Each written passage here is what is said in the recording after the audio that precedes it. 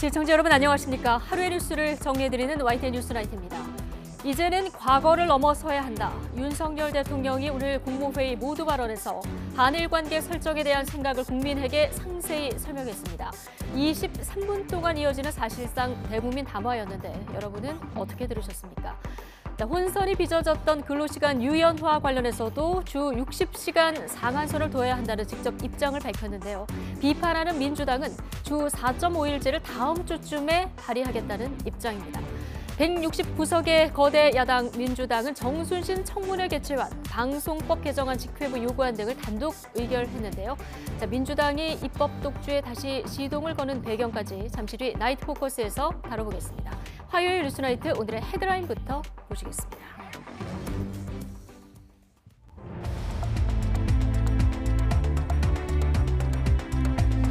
(3월 21일) 화요일 뉴스나이트 주요 뉴스입니다. 윤석열 대통령이 이제 한일 관계가 과거를 넘어서서 모두 윈윈해야 한다며 대국민 설득에 직접 나섰습니다. 또한 적대적 민족주의와 반일 감정을 자극해 정치적 이득을 취하려는 세력이 있다며 전 정부와 민주당을 향한 비판도 쏟아냈습니다. 야당은 일본에 주기만 하고 푸대접받은 굴욕 외교라며 박진 외교부 장관 사퇴를 요구하고 국정조사도 추진하기로 했습니다. 여당은 국익과 미래를 위한 결단이었다며 정부에 힘을 실었습니다. 정부가 발표한 근로시간제도 개편안을 놓고 논란이 가라앉지 않자 윤석열 대통령이 공개적으로 주 60시간 이상 근무는 무리라고 강조했습니다. 민주당은 개편안을 아예 폐지하고 주 4.5일제를 도입해야 한다고 맞불을 놨습니다. 지난 2021년 유동규 전 성남도시개발공사 기획본부장이 마련한 현금 1억 원이 김용전 민주연구원 부원장이 사무실을 다녀간 뒤 사라졌다고 정민용 변호사가 법정에서 증언했습니다. 대통령 관저 결정에 개입했다는 의혹을 받는 역술인 천공이 다음 주에 참고인 신분으로 경찰에 출석해 조사를 받을 예정입니다. 관련 CCTV 영상이 담긴 하드디스크에 대한 포렌식 작업도 마무리 단계에 접어들었습니다. 지난 10일 대한항공 여객기에서 실탄 2발이 발견된 사건과 관련해서 경찰이 70대 미국인을 용의자로 특정하고 체포영장을 신청했습니다. 이 남성은 미국에서 출발한 뒤 인천공항을 거쳐 필리핀에 간 것으로 조사됐습니다.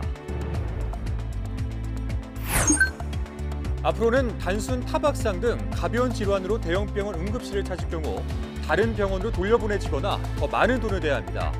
정부가 중증 환자 신속 대응에 초점을 맞추는 내용의 응급의료 기본계획을 내놨습니다.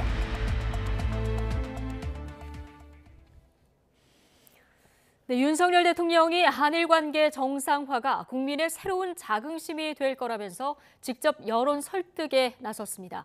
동시에 정치적 이익을 위해서 편한 길을 선택할 수는 없었다면서 전 정부와 야당을 직격했습니다. 박석영 기자가 전해드립니다. 현재와 과거를 서로 경쟁시킨다면 미래를 놓치게 될 것이다.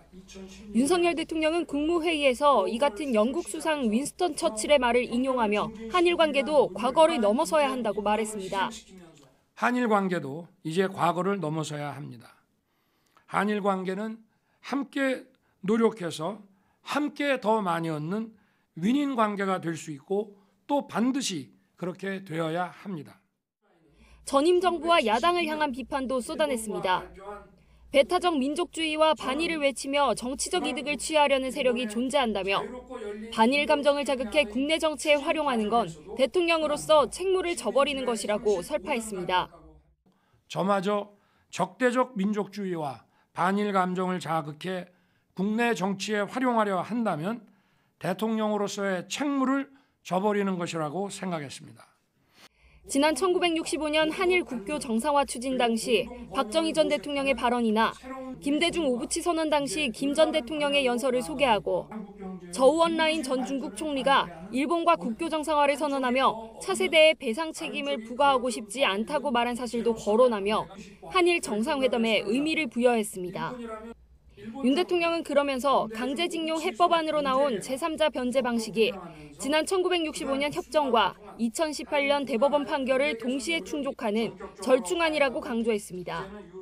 1965년 협정 기조 아래 역대 정부가 합당한 보상을 위해 노력해왔다며 현 정부 역시 최선을 다하겠다고 덧붙였습니다. 또 일본이 이미 수십 차례에 걸쳐 사과했다며 이번 방일에서도 역대 정부의 인식을 계승하겠다고 밝혔다는 점을 높이 평가했습니다.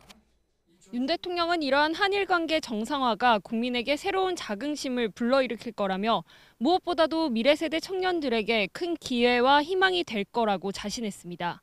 YTN 박서경입니다. 윤석열 대통령은 한일 경제 협력의 기대 효과도 강조하면서 우리가 먼저 걸림돌을 제거하면 일본이 호응해 올 것이라고 기대했습니다.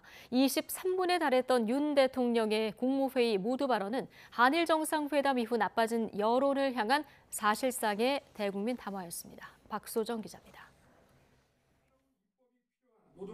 이제는 일본을 당당하고 자신 있게 대해야 한다. 윤석열 대통령은 이렇게 말하며 한일 관계 정상화를 가로막는 걸림돌을 두 나라 각자 스스로 제거해야 한다고 언급했습니다.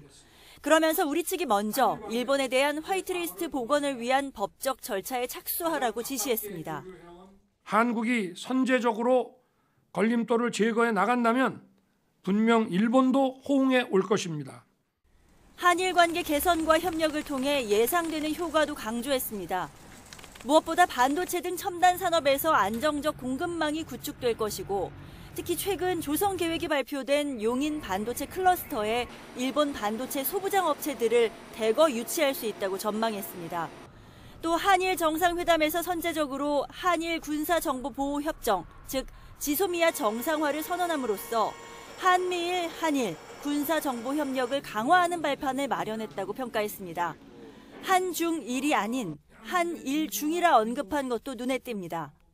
나아가 동북아 영내 대화와 협력 활성화를 위해 한일중 3국 정상회의 재가동을 위해 함께 노력하기로 했습니다.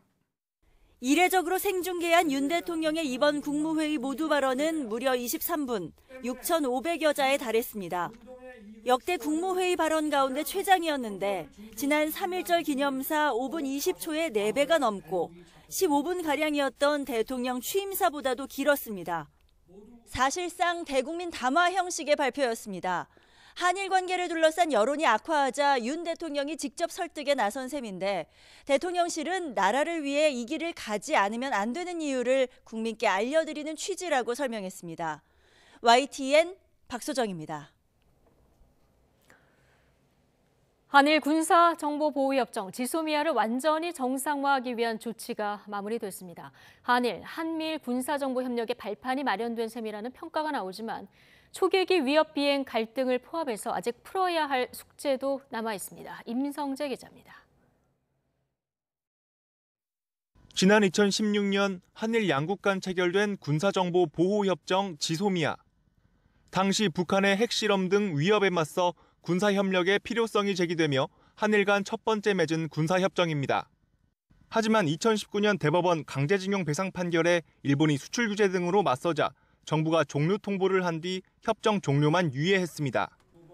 한일 갈등의 또 하나의 상징이었는데 정부가 이번 정상회담 후속 조치로 종료 통보 효력 정지 등을 철회했습니다. 기존에도 지소미아를 통한 정보 공유는 이뤄져 당장 가시적인 변화는 없지만 법적 지위를 명확히 하고 관계 개선 의지를 분명히 한 겁니다. 지소미아에 관해서 명확한 지침을 세움으로써 한일 양국 간의 정보 교류를 위한 법적 토대를 마련했으며 실제 어떤 분야를 주고받을지를 확장해 나갈 수 있는 근거를 만들게 되었습니다. 이를 발판으로 한미일 간 북한의 미사일 탐지 정보를 실시간으로 공유하는 등 정보 협력과 안보 협력이 속도를 낼 수 있다는 전망이 나옵니다. 그러나 2018년 초계기 위협 비행 갈등 등 풀어야 할 숙제는 여전합니다. 일본 측은 우리 해군 광개토대왕함이 일본 해상자위대 P1 초계기를 향해 사격 통제 레이더를 조사했다는 주장을 고수하고 있습니다. 반면 우리 군은 레이더 조사는 없었고 오히려 초계기가 광개토대왕함 근처에서 저공 위협 비행을 했다는 입장에는 변함이 없다고 설명했습니다. 초계기 관련돼서는 저희 국방부 입장은 변함이 없고 기존 입장을 참조해 주시면 좋겠습니다. 지소미아 정상화로 군사 분야에서 한일 협력을 위한 발판은 마련했지만 우리 군의 독도방어 훈련 때마다 되풀이되는 일본의 반발 등이 협력 확대의 관건이 될 것으로 보입니다. YTN 임성재입니다. 윤석열 대통령이 한일 정상회담에 대한 입장을 직접 설명했지만 논란은 수그러들지 않고 있습니다. 강제동원 피해자 지원단체를 비롯한 광주 지역 여러 시민단체가 이번 회담을 규탄하는 기자회견을 열었는데요. 대통령이 우리나라 사법주권을 스스로 포기했다면서 헌법 위반이자 탄핵 사유라고 목소리를 높였습니다. 나현우 기자입니다. 평화의 소녀상 앞에서 일제 강제동원 피해자 양금덕 할머니와 시민단체가 기자회견을 엽니다. 당장 중단하라! 윤석열 대통령이 한일 정상회담에서 강제동원 피해자들에 대한 일본 피고기업 배상 책임에 면죄부를 주고 구상권도 행사하지 않겠다고 약속했다며 반발하는 겁니다. 나는 솔직히 대통령이 우리나라 대통령인지 애국 대통령인지 도대체 감을 못 잡겠습니다. 단체들은 이번 정상회담을 간쓸게 다 내주고도 오히려 훈계만 듣고 온 외교 수치, 참사라고 비판했습니다. 특히 사법주권까지 스스로 포기했다며 그 자체로 헌법 위반이자 탄핵 사유라고 날을 세웠습니다. 강제동원 피해자들이 오랜 기간 힘겹게 쟁취한 역사적 성과를 윤석열 정권이 한순간에 무너뜨렸다며 분통을 터뜨렸습니다. 길게는 30여 년 넘게 일본과 한국 법정을 넘어다니면서 고군분투해왔다. 이 과정에서 우리 정부가 피해자들을 위해 한 일은 과연 무엇인가? 무엇보다 국가가 함부로 개인 청구권을 소멸시킬 수 없다고 판단한 지난 2018년 대법원 판결 취지를 윤 대통령이 훼손했다고 주장했습니다. 우리나라와 일본 사법부 모두 강제동원이 불법이었다는 점을 인정하지만 윤 대통령은 일본의 항의는커녕 강제동원이 아니라는 훈계나 듣고 있었다고 지적했습니다. 불법 행위가 아니다. 일본이 당시에 했던 행위가 그런 취지 주장을 하고 있는데 그것은 자기 나라 법원의 판단에도 정면으로 반한 것이고 따라서 우리 정부는 그 부분에 대해서는 분명하게 지적을 해야 마땅한데도 강제동원 피해자 관련 단체뿐 아니라 천주교 정의구현 전국사재단 시국 미사를 비롯해 한일 정상회담 결과에 대한 규탄 집회가 잇따르고 있습니다. YTN 나연호입니다. 윤 대통령은 일제 강제동원 배상해법으로 제시한 제3자 변제가 1965년 한일 청구권 협정과 2018년 대법원 판결을 동시에 충족하는 절충안이라고 평가했습니다. 그러나 정부안을 거부한 피해자 측은 윤 대통령이 대법원 판결을 잘못 이해하고 있다고 비판했습니다. 나혜인 기자입니다. 일제 강제동원 피해자들의 손해배상 청구권은 2012년 우리 대법원 판결로 전환점을 맞았습니다. 당시 재판부는 1965년 한일 청구권 협정 때문에 개인의 배상 청구권이 소멸하지 않는다며 일본 기업 손을 들어준 하급심 재판을 다시 하라고 판결했습니다. 청구권 협정은 애초 일본 정부가 식민지배의 불법성을 인정하지 않은 상황에서 국가 간 채권 채무 관계를 해결하려고 맺은 거라 손해배상과는 무관하다는 게 핵심입니다. 협정에 개인 청구권이 소멸한다는 합의는 담기지 않았고 국가가 조약만으로 국민 개인의 동의 없이 청구권을 소멸시킬 수는 없다고도 못 박았습니다. 이 판결에 따라 6년 동안 파기환송심과 대법원 전원합의체 심리를 거쳐 2018년 일본 기업의 배상 책임이 확정됐습니다. 강제동원 위자료 청구권은 청구권 협정의 적용 대상에 포함된다고 볼 수 없습니다. 그런데 윤석열 대통령은 제3자 변제를 추진하게 된 배경으로 다시 청구권 협정을 거론했습니다. 우리 정부가 국민의 개인 청구권을 일괄적으로 대리해 일본의 지원금을 받았다며 역대 정부도 이런 기조에 따라 피해자들에게 보상해왔다고 강조했습니다. 1965년의 한일 기본조약과 한일 청구권 협정은 한국 정부가 국민의 개인 청구권을 일괄 대리해 일본의 지원금을 수령한다고 되어 있습니다. 당시 합의와 2018년 대법원 판결을 동시에 충족하는 절충안으로 정부안을 비판하는 피해자 측 대리인단은 법리적으로 맞지 않는 주장이라고 일축했습니다. 애초 청구권 협정과 배상 판결은 동시에 충족하거나 절충할 대상이 아니라는 겁니다. 대법원은 청구권 협정을 해석할 수 있는 국내의 최종적인 권한을 갖고 있는 기구입니다. 불법행위 손해배상 채권이 1965년 청구권협정에 포함되지 않았다라고 해석을 하면 행정부 또는 입법부는 그 대법원의 해석을 존중하고 따라야 할 뿐입니다. 윤 대통령은 한일 정상회담을 앞두고 공개된 일본 언론과의 인터뷰에서도 같은 인식을 드러냈습니다. 2018년 대법원 판결로 한일 관계가 어려운 상황에 직면하게 됐다며 양국의 정치 외교적 입장과 사법부 해석이 상반되는 부분은 정부가 해결해야 한다고 했습니다. 정부 역시 이런 논리를 근거로 피해자들을 설득할 것으로 보이지만 대법원 판결 취지에 맞는 해법인지 논란은 계속될 전망입니다. YTN 나혜인입니다. 윤석열 대통령은 한일 관계 정상화가 국민의 새로운 자긍심이 될 것이라며 한일 정상회담 성과 홍보에 직접 나섰지만 국회에서는 여전히 치열한 공방이 펼쳐지고 있습니다. 더불어민주당은 신을사 조약으로 규정하며 외교부 장관 등 책임자 사퇴를 촉구했고 국민의힘은 미래를 위해 내린 결단이었다며 정부에 힘을 실어줬습니다. 손혜정 기자입니다. 야당 단독으로 강제동원 해법 철회 촉구 결의안을 처리한 뒤 열린 국회 외교통일위원회 전체 회의에서도 한일 정상회담 성과를 두고 거친 공방이 오갔습니다. 야당 의원들은 일본에 주기만 하고 정작 푸대접만 받은 외교 참사라며 박진 외교부 장관의 사퇴를 요구했습니다. 이번 윤석열 대통령의 방일은 대승적 결단이 아니라 국격을 무너뜨린 친일적 결단이다. 시중에 제2의 경술 국치이자 계묘 국치라고까지 얘기를 하겠습니까? 특히 독도 영유권과 위안부 문제 등이 회담 테이블에 올랐는지를 두고도 공세와 반박이 이어졌습니다. 정상회담에서 한일 위안부 합의를 이행하라, 착실하게 이행하라. 독도 영유권 문제, 후쿠시마 오염수 배출을 양해해달라. 독도 문제나 무슨 위안부 문제 아까 말씀드렸습니다마는 정상회담에서 논의된 적 없습니다. 한국 정부 말을 믿으십니까? 답변할 기회를 드리겠습니다. 일본 정부 말을 믿으십니까? 국민의힘은 이번 회담이 한일 관계의 새로운 계기가 됐다며 야당이 주장하는 굴욕 외교는 실체가 없는 것이라고 강조했습니다. 굴욕 외교 또 계묘 국치 제2의 이완용 이런 이 플래카드가 많은데 이런 플래카드의 내용들이 실체가 무엇이냐. 굴욕이라는 것은 약자가 강자한테 몸을 굽히는 겁니다. 우리는 일본과 대등한 위치에서 당당한 자주 외교를 해야 하고 또 하고 있습니다.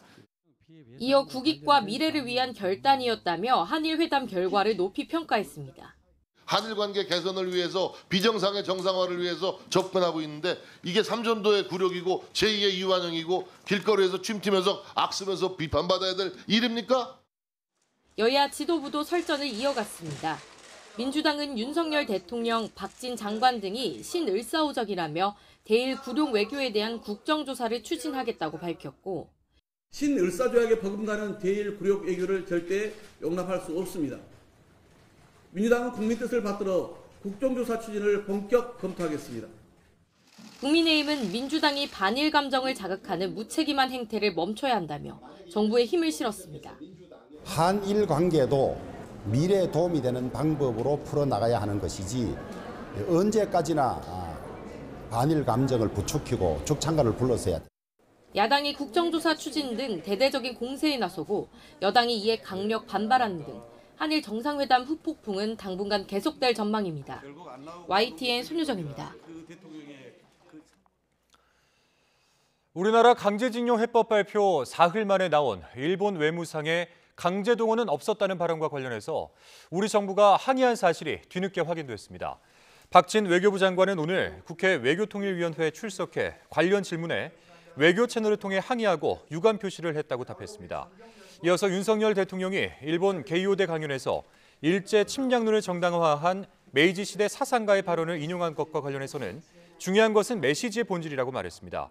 또한 윤 대통령이 강제징용 관련 구상권 행사를 상정하고 있지 않다고 말한 것에 대해서 구상권을 행사한다면 애당초 강제 집행을 하는 것과 다를 바가 없는 것이라고 설명했습니다.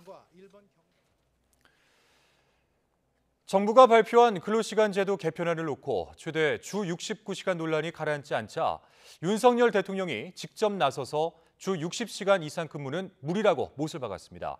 사실상 가이드라인을 제시한 것으로 보이는데 민주당은 한 발 더 나가서 주 4.5일 근무제를 꺼내들며 비판 수위를 끌어올렸습니다. 황윤태 기자입니다. 윤석열 대통령이 정부의 근로시간 개편안에 대한 입장을 처음으로 공개 표명했습니다.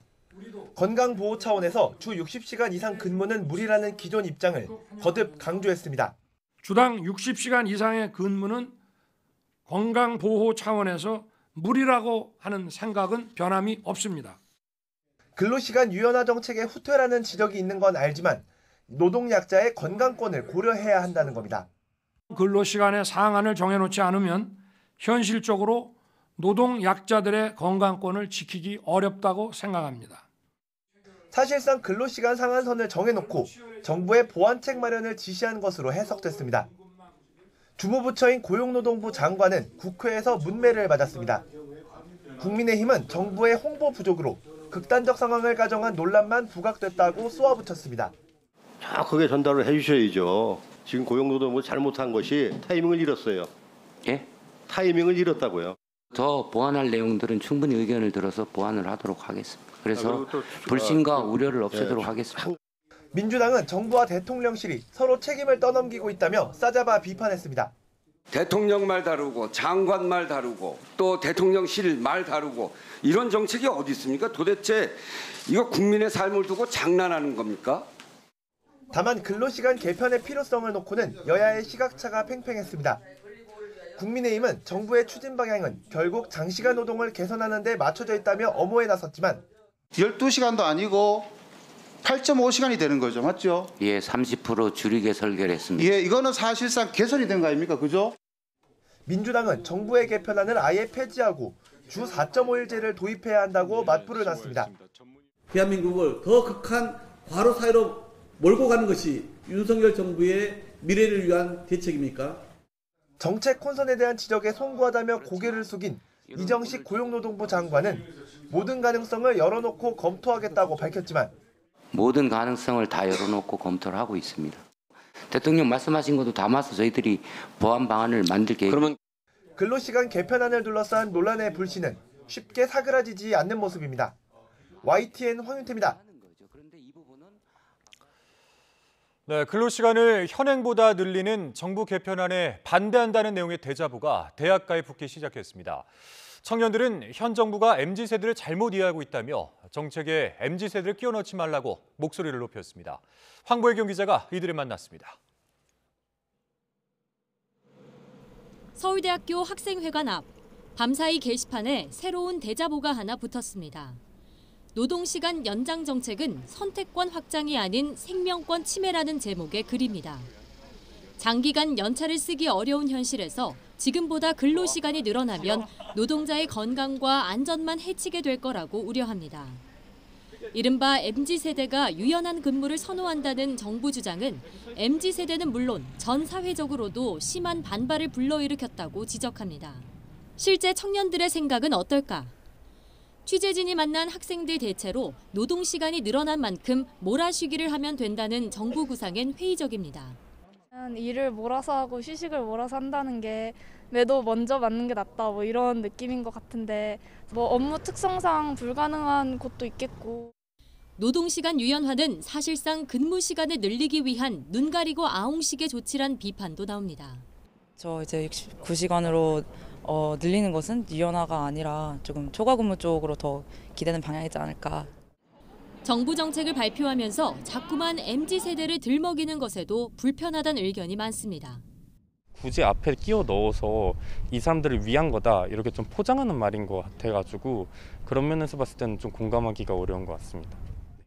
시민단체가 직장인 1000명을 대상으로 설문조사한 결과 10명 가운데 4명 이상은 지난해 연차를 6일도 쓰지 못했다고 응답했습니다. 특히 20대는 절반이 넘는 55%가 연차를 6일 미만으로 썼다고 답했습니다. 있는 연차도 제대로 못 쓰는 마당에 정부 안대로 하면 일하는 시간만 늘어난다는 인식이 강하게 퍼지면서 현 정부도 개편안 재검토 방안을 놓고 골머리를 앓고 있습니다. YTN 황보혜경입니다. 한국노총과 민주노총이 고용노동부에 회계자료 제출 요구 및 과태료 부과 관련해 노조의 자주권을 심대하게 침해했다며 이정식 고용노동부 장관을 직권남용 혐의로 고위공직자범죄수사처에 고발했습니다. 노조는 또한 오늘 고발과 별개로 각 산하 조직에 과태료 납부를 거부하고 행정관청에 이의제기서를 제출해 재판 절차를 밟아갈 예정입니다. 더불어민주당이 방송법 개정안의 본회의 직회부와 정순신 변호사 아들의 학교폭력 청문회 개최를 민주당 성향의 야당 의원들과 단독으로 의결했습니다. 국민의힘은 입법 독재가 끝을 향해 달리고 있다며 회의장을 박차고 나갔습니다. 김승환 기자가 보도합니다. 더불어민주당이 공영방송 지배구조 개선 등을 위한 방송법 개정안을 본회의에 바로 보내기로 의결했습니다. 과방위 20명 가운데 무소속 박완주 의원까지 모두 12명이 찬성표를 던져 법사위에 계류 중인 방송법을 본회의에 직회부하기로 한 겁니다. 국민들은 공영방송을 정상화하고 국민에게 돌려드리는 것이 대한민국의 민주주의를 위해서 필수 불가결한 일이다라고 판단하신 것이고, 수적 열세에 뾰족한 수가 없는 국민의힘은 의결 전 퇴장했는데 내년 4월 총선에서 민주당의 의석을 대폭 줄여달라며 여론전에 집중했습니다. 민주당의 입법 독재, 입법 독주가 끝을 향해서 계속해서 달리고 있습니다. 민주노총 언론노조에 의한 공영방송 연구 장악법입니다. 더불어민주당은 국가수사본부장에서 물러난 정순신 변호사 자녀의 학교폭력 청문회도 단독으로 처리했습니다. 오는 31일 정순신 변호사와 서울대 입학본부장, 출신 고등학교 교장 등 증인 20명을 불러 진상을 따져묻겠다는 계획입니다. 한 사람의 인생을 어떻게 보면 농락한 사건입니다. 정순신을 방어하는 그 방탄 상임위를 자처하는 거나 다를 바가 없다라고 생각합니다. 국민의힘은 민주당이 앞서 일방적으로 안건 조정위를 열어 통과시켰다며 이번 결정은 무효라고 강하게 반발했습니다. 여당의 입장이나 주장이 전혀 반영되지 않고 있기 때문에 이런 의결에 대해서 제가 이 자리에 있는 것은 적절하지 않습니다. 그래서 저는 퇴장하겠습니다. 야당 요구에 열린 운영위에서도 여야는 대통령실 업무보고의 필요성을 두고 신경전을 벌였습니다. 국회 상임위 곳곳에서 여야가 이견을 좁히는 데 실패하면서 단독 처리와 항의성 퇴장이 반복되고 있습니다. 선거제 개편 논의 등 현안이 산적한 가운데 여야의 대치 전선은 더욱 넓어질 것으로 보입니다. YTN 김승환입니다.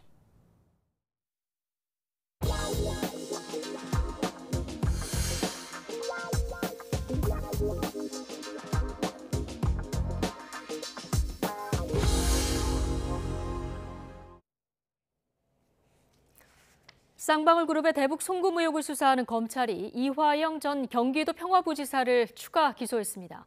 이 전 부지사를 압박하는 차원인데 민주당 이재명 대표로 수사를 뻗어가려던 검찰 수사 계획은 아직은 이렇다 할 성과를 내지 못하는 상황입니다. 윤성훈 기자입니다.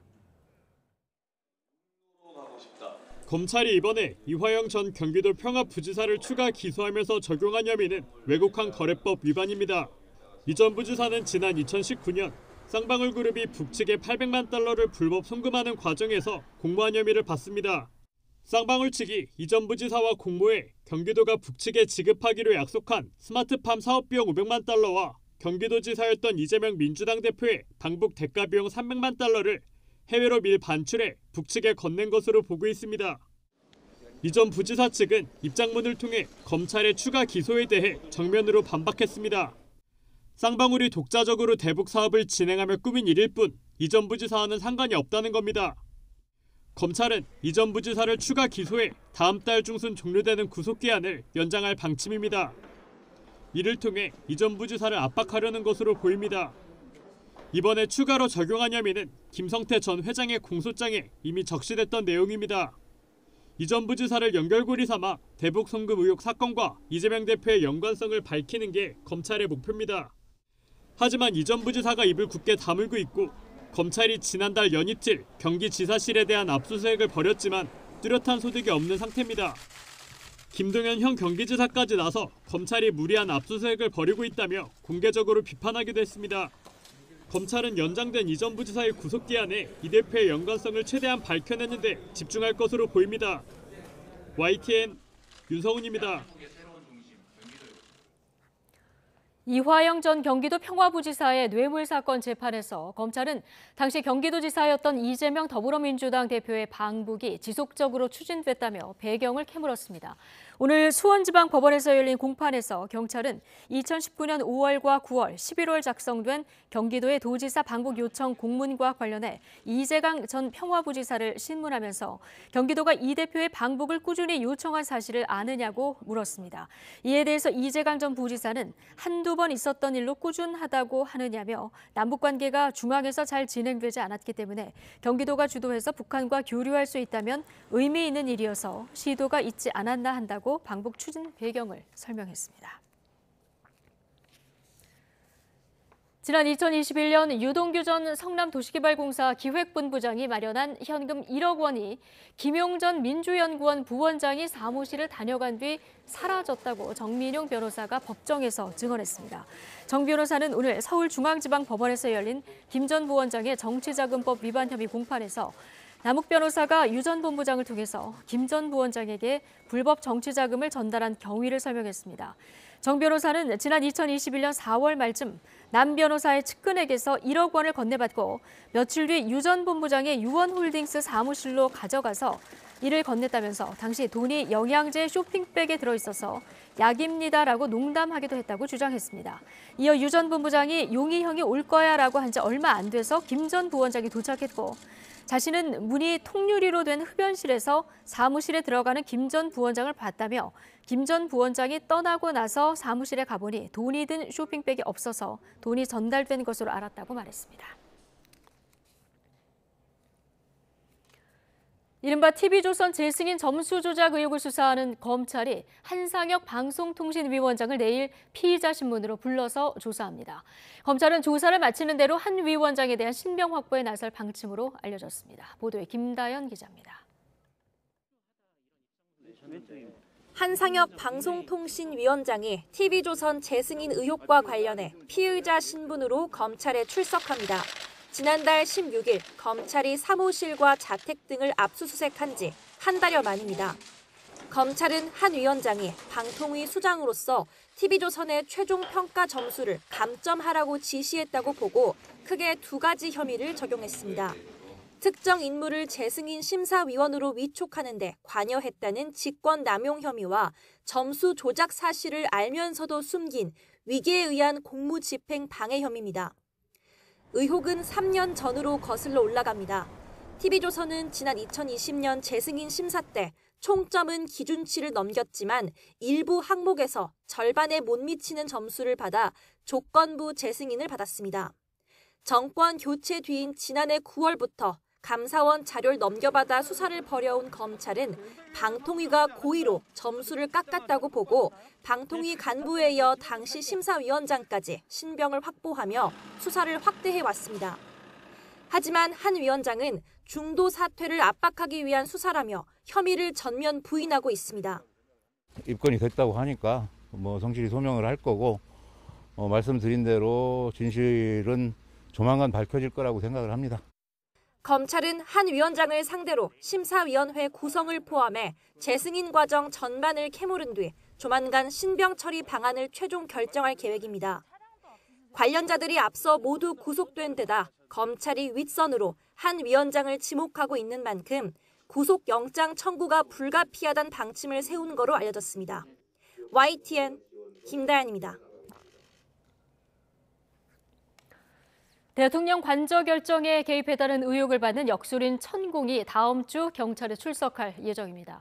서울경찰청 사이버범죄수사대는 다음 주 중반 천공을 참고인 신분으로 불러 조사할 예정이라고 밝혔습니다. 이어 대통령 경호처에서 서울 한남동 육군참모총장 공관 부근 CCTV 영상이 담긴 하드디스크를 전달받아 포렌식 작업을 진행했고 현재 마무리 단계에 접어들었다고 설명했습니다. 앞서 김종대 전 정의당 의원과 부승찬 전 국방부 대변인은 새 대통령 관저를 정하던 지난해 3월쯤 역술인 천공이 윤석열 당시 대통령 당선인 측 관계자들과 함께 한남동 공관을 둘러봤다는 의혹을 제기했습니다. 네, 앞서 인천국제공항 여객기와 터미널에서 잇따라 실탄이 발견되며 논란이 되고 있는데요. 대한항공 여객기에서 발견된 실탄과 관련해서는 경찰이 70대 미국인을 용의자로 특정하고 체포영장을 신청했습니다. 박정영 기자입니다. 지난 10일 인천국제공항을 떠나 필리핀 마닐라로 가려던 대한항공 여객기 좌석 아래에서 9mm 실탄 2발이 발견됐습니다. 활주로로 향하던 항공기가 터미널로 돌아오고 승객과 승무원 등 200여 명이 대피하는 소동이 벌어졌습니다. 곧바로 수사에 착수한 경찰은 공항 검색대 엑스레이와 주변 CCTV 등을 토대로 누가 여객기에 실탄을 반입했는지 추적해왔습니다. 그리고 당시 기내에 있었던 미국 국적의 70대 남성 A씨를 용의자로 특정해 체포영장을 신청했습니다. 미국에서 한국으로 입국한 A씨는 실탄 발견으로 보안 검색을 마친 같은 여객기를 타고 이미 필리핀으로 간 것으로 조사됐습니다. 경찰은 A씨의 소재를 파악하는 데 주력하면서 이후 인터폴 협조를 받아 신병 확보에 나설 계획입니다. 경찰은 이와 함께 실탄을 제대로 걸러내지 못한 혐의로 인천공항공사 자회사 소속 보안검색 요원도 불구속 입건했습니다. 또 실탄을 발견했다는 승객의 신고를 받고도 아무런 조치를 하지 않은 대한항공 승무원도 조사했지만 입건하지는 않았습니다. 이 승무원은 경찰 조사에서 실탄을 금속 쓰레기로 착각했다고 해명한 것으로 파악됐습니다. 지난 16일 인천공항 제1여객터미널 출국장 쓰레기통에서 발견된 실탄 한 발과 관련해서도 경찰 수사가 이어지고 있습니다. 미군에서 많이 사용하는 5.56mm 소총탄으로 앞서 대한항공 여객기에서 나온 실탄과는 관계가 없는 것으로 보이는데 쓰레기통에 두고 간 용의자도 10명으로 압축됐습니다. 경찰은 인근 CCTV를 분석해 쓰레기통을 이용한 수십 명을 확인한 뒤 의심 인물을 추리고 있다고 설명했습니다. YTN 박정현입니다. 준공된 지 6년 지난 아파트에서 대리석이 깨져 균열이 생기고 철근 기둥이 휘어져 지자체와 시공사 등이 점검에 나섰습니다. 어제 저녁 7시쯤 서울 만리동에 있는 센트럴자이 아파트 1층 기둥에 있던 대리석이 떨어져 깨지고 균열이 생기면서 아파트 철근이 휘어져 주민들의 신고가 잇따랐습니다. 서울시와 중구청, 소방, 시공사인 GS건설 등은 현장에 출동해 점검한 결과 건물 붕괴 위험은 낮다고 판단했습니다. 구청 등은 조만간 해당 아파트에 대한 정밀 안전 진단을 실시해서 구체적인 원인을 파악할 방침입니다. 대전 동부경찰서는 인터넷 커뮤니티를 통해 퍼지고 있는 오토바이 위험운전 영상에 대해서 조사를 진행할 방침이라고 밝혔습니다. 영상에는 한 운전자가 캄캄한 밤 대전 용운동에 있는 도로에서 오토바이 의자 위에 선 상태로 팔을 흔들거나 헬멧을 만지작거리며 달리는 모습이 고스란히 담겼습니다. 경찰은 현재 인터넷에 돌고 있는 영상만으로는 정확한 날짜와 시간을 파악하기 어렵고 오토바이 번호판도 식별하기 힘들다며 영상 촬영자가 국민신문고를 통해 신고하면 추적에 도움이 될 것이라고 강조했습니다. 지난 2020년 입주민 폭행에 시달리던 한 경비원이 극단적 선택을 한 이를 계기로 업무 외 지시를 금지한 갑질방지법이 시행됐죠. 하지만 현장에서는 3개월짜리 이른바 이 쪼개기 계약으로 고용이 불안하고 직장 내 괴롭힘을 당해도 제대로 대응할 길이 없다는 목소리가 여전한 상태입니다. 김태원 기자가 들어봤습니다. 지난 13일 아파트 관리소장의 갑질에 시달렸다는 문자를 남기고 극단적 선택을 한 70대 경비원 박모 씨. 동료들은 관리소장이 박 씨를 숨지게 한 것이나 다름없다며 퇴진을 요구하고 나섰습니다. 관리소장은 유족에게 사죄하고 즉각 물러나라! 물러나라! 물러나라! 물러나라! 경비원들에 대한 갑질 논란은 어제 오늘의 일이 아닙니다. 지난 2020년에 서울 우이동에서 아파트 경비원이 입주민에게 폭행을 당하다 스스로 목숨을 끊은 사건이 주목받았고 이듬해 이른바 경비원 갑질방지법이 시행되는 계기가 됐습니다. 경비 업무에서 벗어나는 지시를 경비원들에게 내릴 수 없게 규정한 게 골자입니다. 하지만 경비업체들이 퇴직금을 주지 않으려 체결하는 1년 미만의 단기 계약, 쪼개기 계약 앞에선 갑질방지법도 무용지물입니다. 매년 재계약이 이루어지는 거라 경비원들은 항상 고용 불안에 처하게 되고 계약 때마다 절대적인 영향력을 행사하는 관리소장을 향해 문제를 제기하기도 쉽지 않습니다. 미용을 받은 사람들은 무조건 근로계약 만료라서 해고 통보하고 문자로 재계약을 안 해준다는 거예요. 그러니까 경비원들은 굉장히 불안하죠. 10년 동안 근무한 끝에 경비반장까지 됐던 박 씨 역시 3개월짜리 초단기 계약을 맺고 수습경비원이 되면서 반장 자리를 잃었습니다. YTN이 확보한 녹취엔 관리소장이 박 씨 외에도 다른 경비반장을 바꾸라고 경비용역 업체에 요구하는 등 사실상 인사권을 행사하는 내용도 담겼습니다. 경비반장을 교체하는 관리가 작년 12월 말에 했는데 그러니까 내가 지시했잖아. 그럼 저 지시를 검사를 된다는데 지금 움직이지 않고 있다 이 말이야.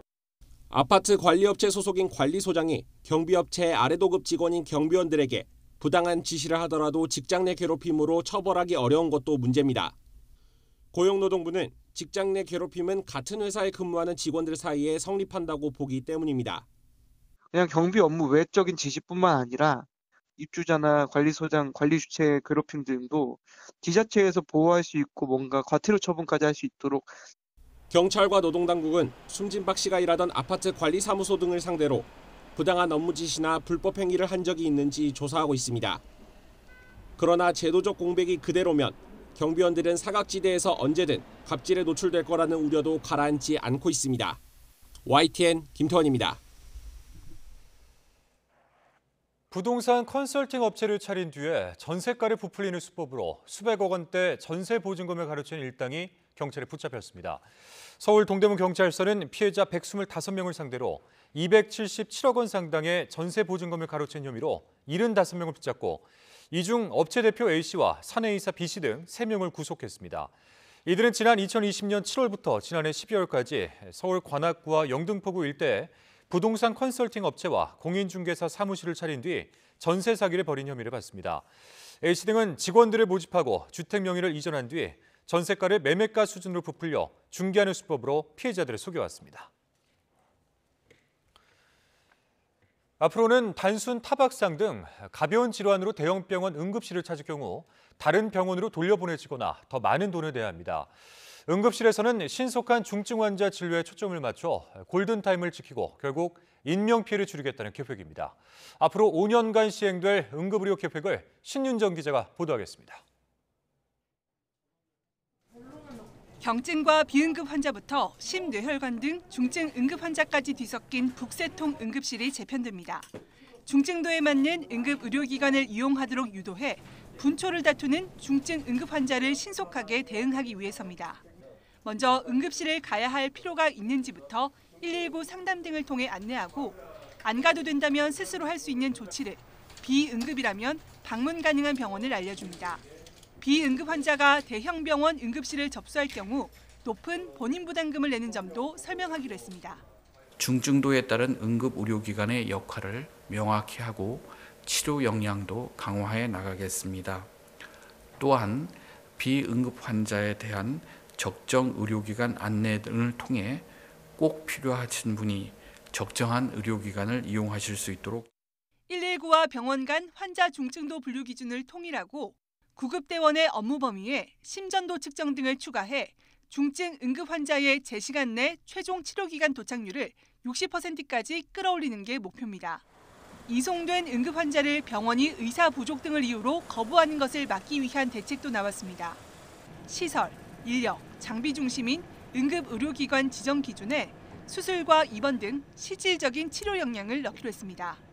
또 전국 어디서든 1시간 안에 중증 응급 환자가 진료받을 수 있도록 중증 응급의료센터를 확충하고 병원 간 순환 당직 제도를 통해 지역 내 응급의료 공백을 최소화하기로 했습니다. 의료 인력은 얼마나, 시설은 얼마나, 아니면 병실은 얼마나 있는지에 대한 것들을 사전에 지역별로 논의를 해서 이제 서로 간의 그 상황들을 충분히 고려한 당직 순번을 정하고 복지부는 이와 함께 이태원 참사를 계기로 지역별 재난의료협의체를 구성해 의사소통 체계를 개선하는 등 재난응급의료 대응체계 개선에도 나설 계획입니다. YTN 신윤정입니다.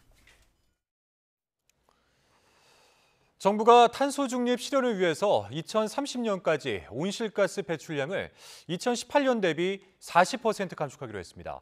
자, 그런데 이 방법이 논란입니다. 원전을 적극 활용해 온실가스 감축량을 늘리고 산업계 감축 목표는 완화하기로 했기 때문입니다. 김연아 기자가 보도합니다. 정부가 5년간 90조 원을 투입해 2030년 온실가스 배출량을 2018년 배출량보다 40% 줄이겠다고 밝혔습니다.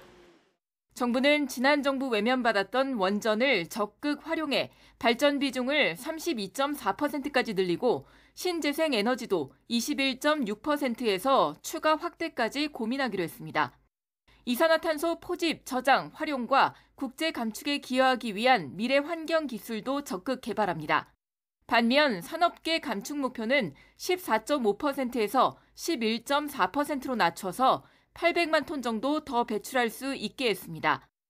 정부는 앞서 2021년 40% 감축을 약속했지만 그해 온실가스가 되려 3.5% 늘어났다며 국제적인 원료 대체 속도 등을 고려해 실질적인 목표를 제시했다고 설명했습니다. 산업 구조를 일순간에 바꿀 수가 없습니다. 한국이 에너지 집약형 산업 구조를 갖고 있는 한 감축의 궤적은 초기에는 아무리 진정성을 가진다 해도 완만할 수밖에 없다는 것이. 하지만 환경단체들은 기후위기 대응 포기 선언이라고 강하게 반발합니다.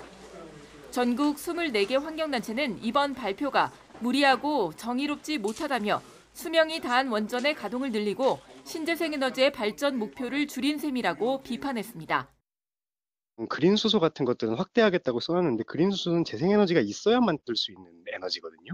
그러니까 이미 그 계획 자체가 자가당착에 빠져 있다는 것이고 신한울 3, 4호기 신규 원전이 2030년까지 지어질지가 미지수입니다. 지어지지 않을 가능성이 높은데 이것도 거짓말에 가깝죠. 산업계가 가장 많은 온실가스를 배출하는데도 감축 목표를 줄이는 건 오염자 부담 원칙에 맞지 않다고도 지적했습니다. 정부는 공청회를 열고 각계 의견을 수렴한 뒤 다음 달 최종안을 확정할 예정입니다. YTN 김연아입니다. 최근 여행 수요가 크게 늘면서 숙박 예약 어플리케이션을 이용하는 사람들도 증가를 하고 있습니다.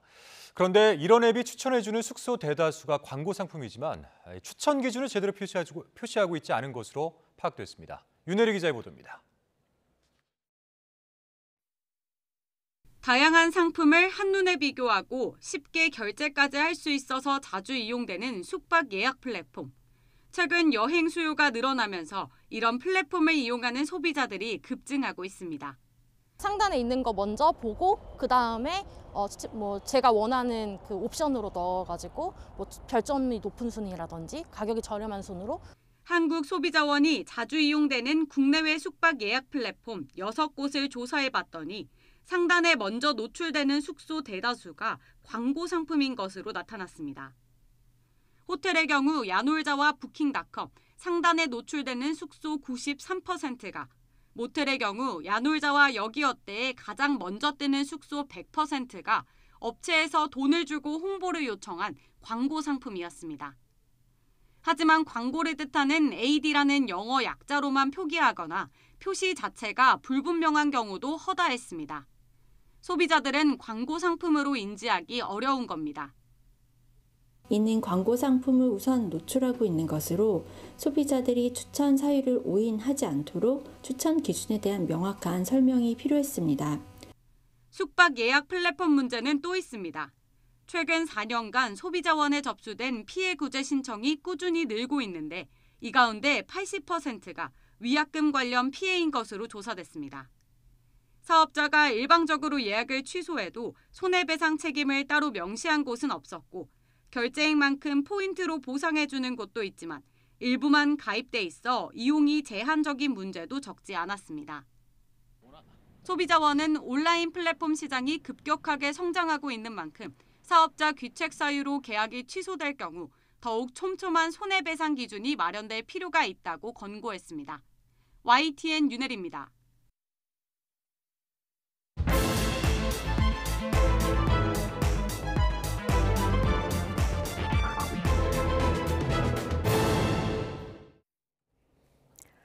네, 오늘의 정치권 관심 뉴스들 진단해보는 나이트 포커스. 김용남, 신경민 전직 의원 두 분 모셨습니다. 어서 오십시오. 네, 안녕하세요. 네, 안녕하십니까. 윤석열 대통령이 오늘 방일 후에 첫 국무회의를 생중계로 주재를 했습니다. 그러면서 왜 한일 관계를 이렇게 설정해야 되는지 이 부분에 대해서 조목조목 설명을 했고요. 한 23분 정도 길입니다. 이게 대통령 취임사보다도 길었는데 어떻습니까? 다 듣고 나서 대통령의 승부수가 좀 통할 거라고 보셨습니까? 우선은 사실은 방일 전에 발표된 강제징용과 관련한 정부의 해결책으로 제시된 게 사전에 일종의 홍보나 이런 게 없었죠. 사실은 네. 발표가 다소 갑작스럽게 이루어졌고 바로 그 다음 주에 한일 정상회담이 잡히면서 그 이후에 지금 일부 언론과 야당에서 계속 논란을 키우고 있습니다. 그래서 대통령으로서는 이제 이 반일과 관련한 여론을 잠재우기 위해서 이례적으로 많은 시간을 할애해서 국무회의에 앞서서 모두 발언을 했습니다. 글쎄 근데 지금 더불어민주당의 태세로 봐서는 뭐 쉽게 가라앉지는 않을 것 같아요. 그리고 기본적으로 많은 국민들께서 일본에 대해서 과거 역사와 관련해서 안 좋은 감정을 갖고 계신 게 사실이기 때문에 뭐 대통령의 23분에 관한 모두 설명으로 한 번에 해결되지는 않겠습니다만 어쨌든 진정성을 좀 더 보여주는 자세를 앞으로도 지속적으로 보여주지 않을까라는 생각이 듭니다. 네, 자, 윤석열 대통령 최근 정부의 한일 외교에 대한 반대 여론도 지금 커지고 있기 때문에 오늘 직접 여론 설득에 나선 것으로 보이는데요. 자, 윤 대통령의 오늘 발언 일부분 듣고 신경민 의원의 의견도 듣겠습니다. 저는 작년 5월 대통령 취임 이후 존재마저 불투명해진 한일 관계의 정상화 방안을 고민해 왔습니다. 마치 출구가 없는 미로 속에 갇힌 기분이었습니다. 한일 관계는 한쪽이 더 얻으면 다른 쪽이 그만큼 더 잃는 제로섬의 관계가 아닙니다. 한일 관계는 함께 노력해서 함께 더 많이 얻는 윈윈 관계가 될 수 있고 또 반드시 그렇게 되어야 합니다. 하지만 전임 정부는 수렁에 빠진 한일 관계를 그대로 방치했습니다. 그 여파로 양국 국민과 제1동포들이 피해를 입고 양국의 경제와 안보는 깊은 반목에 빠지고 말았습니다. 저 역시 눈앞에 정치적 이익을 위한 편한 길을 선택해서 역대 최악의 한일 관계를 방치하는 대통령이 될 수도 있었습니다. 한국이 선제적으로 걸림돌을 제거해 나간다면 분명 일본도 호응해 올 것입니다. 지금 우리는 역사의 새로운 전환점에 서 있습니다. 저는 현명하신 우리 국민을 믿습니다. 한일 관계 정상화는 결국 우리 국민에게 새로운 자긍심을 불러일으킬 것이며 우리 국민과 기업들에게 커다란 혜택으로 보답할 것입니다. 그리고 무엇보다 미래 세대 청년들에게 큰 희망과 기회가 될 것이 분명합니다. 오늘 워낙 모두 발언이 길었기 때문에 저희가 발췌를 해도 지금 굉장히 길게 듣고 오셨는데 과거보다는 미래를 위한 결단이다. 이거 한일 정상회담 때도 이제 강조한 내용인데요. 우리가 선제적으로 걸림돌을 제거해 나간다면 일본도 분명히 호응해 올 것이다. 윤석열 대통령은 호의를 베풀면 바로 그 호응이 올 것이라고 믿음을 갖고 있는 것 같아요. 믿음이죠. 믿음. 현실은 그렇지 않고요. 현실은 그렇지 않고요. 네. 지금 아마 이 일을 추진했던 외교부의 실무자들 그리고 외교부의 원로들 모두 다 지금의 이 상태를 매우 우려했습니다. 그 실제로 대통령에게 이 우려도 전달을 한 것으로 제가 얘기를 들었고요. 그런데 대통령이 나는 할 수 있다. 내가 하면 된다. 뭐 이런 자신감을 보였고요. 결론이 혹시 대통령의 지금 내린 결론이 맞다고 하더라도 과정과 절차를 지금 1년 가까운 시간이 있었기 때문에 충분히 그런 절차를 밟았어야 합니다. 네. 그래서 한일 간의 관의 대화도 필요하지만은 외교의 대화도 필요하지만은 민간 레벨도 필요하고요. 필요하다면 현인회의 같은 절차를 두어가지고 여야가 모두 다 일본의 여야도 포함하고 특히 우리나라의 여야도 포함하고 기본적으로는 피해자도 포함을 하는 이런 과정과 절차를 밟았어야 되는 것이 매우 중요한 일이었는데 그 모든 것들이 거의 생략하다시피가 됐고 나를 따르라라는 구호와 지시만 있었다는 것이 결정적인 문제였고요. 그리고 한일 간에는 문제가 한두 개가 아니잖아요. 수백 수천 가지의 문제가 있고 거기에는 역사의 문제도 뭐 수백 가지가 있고 안보의 문제 있고 경제 문제 있고 민간 문제 있고 또 제일교포의 문제도 있고 해서 이 모든 것들을 한꺼번에 한 바구니에 담아서 원샷으로 풀겠다고 그러는 과욕이 빚은 참사입니다. 이거 참사로 보시는군요. 네. 예. 자, 현재와 과거를 경쟁시킨다면 반드시 미래를 놓치게 될 것이다. 네. 이게 영국 수상이었던 윈스턴 처칠 말인데 이 발언으로 오늘 시작을 했고요. 박정희 전 대통령 발언, 김대중 전 대통령 발언까지 뭐 총동원해서 오늘 설득 작업에 나섰는데 지금 과정과 설득 작업이 부족했다. 절차가 좀 미비했다. 이런 작업이 선행되어 있었다는 지적을 해주셨거든요. 그런데 이제 충분한 시간을 놓고 과정과 절차를 차근차근 밟아가면서 해결하기에는 그동안 허비한 시간이 너무 길었죠. 사실은 지난 강제징용 문제만 해도 그렇습니다. 이제 최종적으로 대법원 확정 판결이 난 건 2018년도예요. 예. 지금 민주당에서는 대법원 확정 판결을 왜 법대로 집행을 안 하느냐라고 주장을 하고 있습니다만 사실 민주당이 집권하고 있던 기간에도 4년 동안은 아무 일도 안 했어요. 지금 논리대로 하면 4년이 아니라 사실은 며칠 안에 집행을 했어야죠. 하지만 집행 안 했거든요. 그게 현실적으로 외교 문제와 직결되기 때문에 쉽지 않은 문제라 그냥 방치했던 것입니다. 네. 그러니까 한일 관계 앞서 말씀 주신 대로 풀어야 될 문제가 한두 개가 아니고 대단히 많기도 하고 얽히고 설킨 복잡한 문제인데 이거를 단계별로 차근차근 밟아가기에는 그동안 허비한 시간도 너무 길었고 지금 놓인 상황도 그렇게 녹록지 않다는 것이죠. 지금 안보적으로도 그렇습니다. 지금 뭐 북한은 계속 도발을 하고 있고요. 또 경제적으로도 그런 측면도 있어요. 지금 미국에서 몇 개 은행이 파산하지 않았습니까? 급기야 이제 스위스 쪽에 크레딧 스위스라는 큰 은행이 국제적인 은행이 파산 지경에 이르니까 이제 그거를 스위스 1위 은행인 UBS가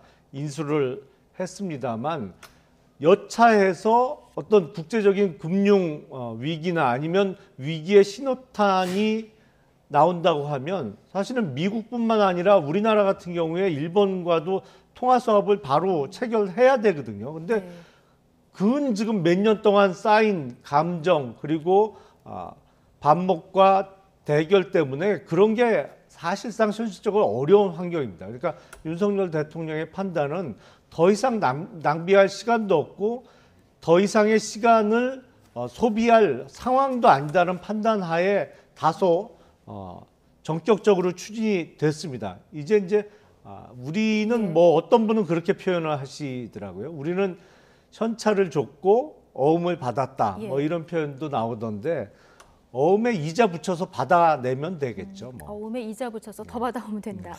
자, 대통령실에서도 늦어지면 이제 기회비용이 너무 많이 발생한다는 얘기를 예전에 했었는데 자, 방치라는 단어로 오늘 야당을 또 직격하는 발언도 있었습니다. 그러면서 나는 편한 길을 택하지 않겠다 이 얘기 했는데요. 이 부분은 어떻게 들으셨어요? 그래서 이게 자꾸 지금 나를 따르라예요.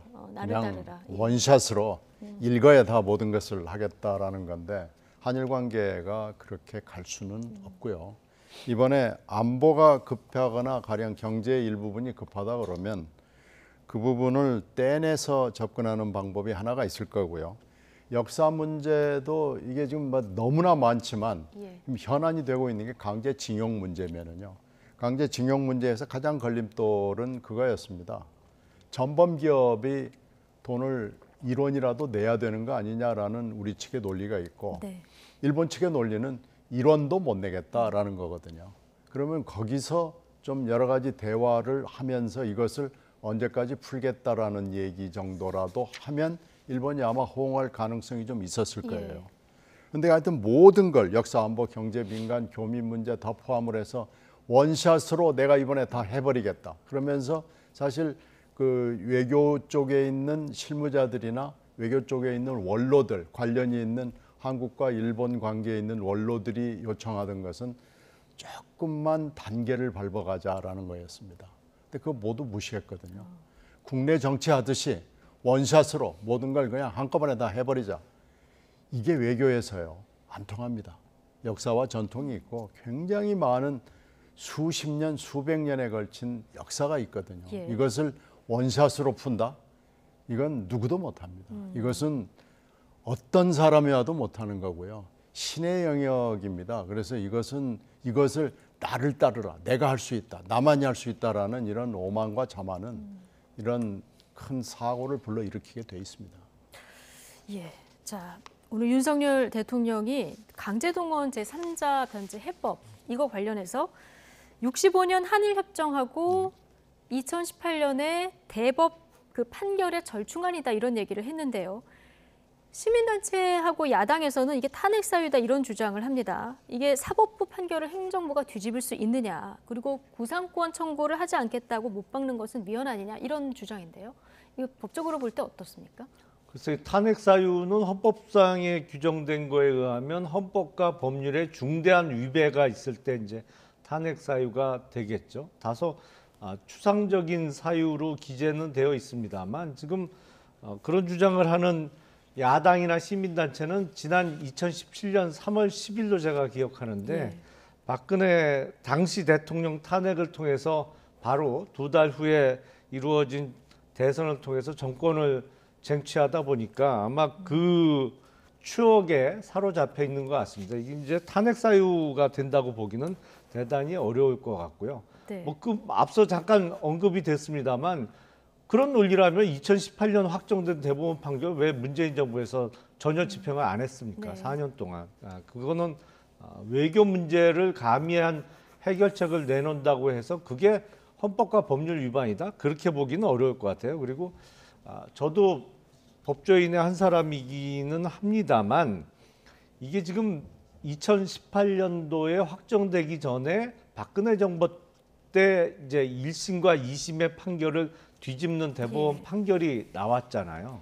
그때 당시 이제 주심 대법관이었던 김능한 당시 대법관이 자신이 이제 독립운동하는 심정으로 그 판결을 썼다고 하는데 당시 어떤 기존의 법리적인 측면에서 또 기존의 어떤 사법이 지켜야 될 어떤 그게 사법 소극주의라는 표현이 나오기도 하고 사법 자제주의라고도 표현이 됩니다만 이 외교 문제에 법원이 사법부가 판결을 통해서 깊숙이 개입하는 거에 대해서는 기존의 법률이나 그 법리적으로는 상당히 자제해왔던 게 사실이거든요. 그걸 이제 한 번에 뒤집는 법률적으로는 상당히 이례적인 판결이었고 그게 그대로 당시 정부 분위기와 맞물려서 2018년도에 확정이 되었습니다.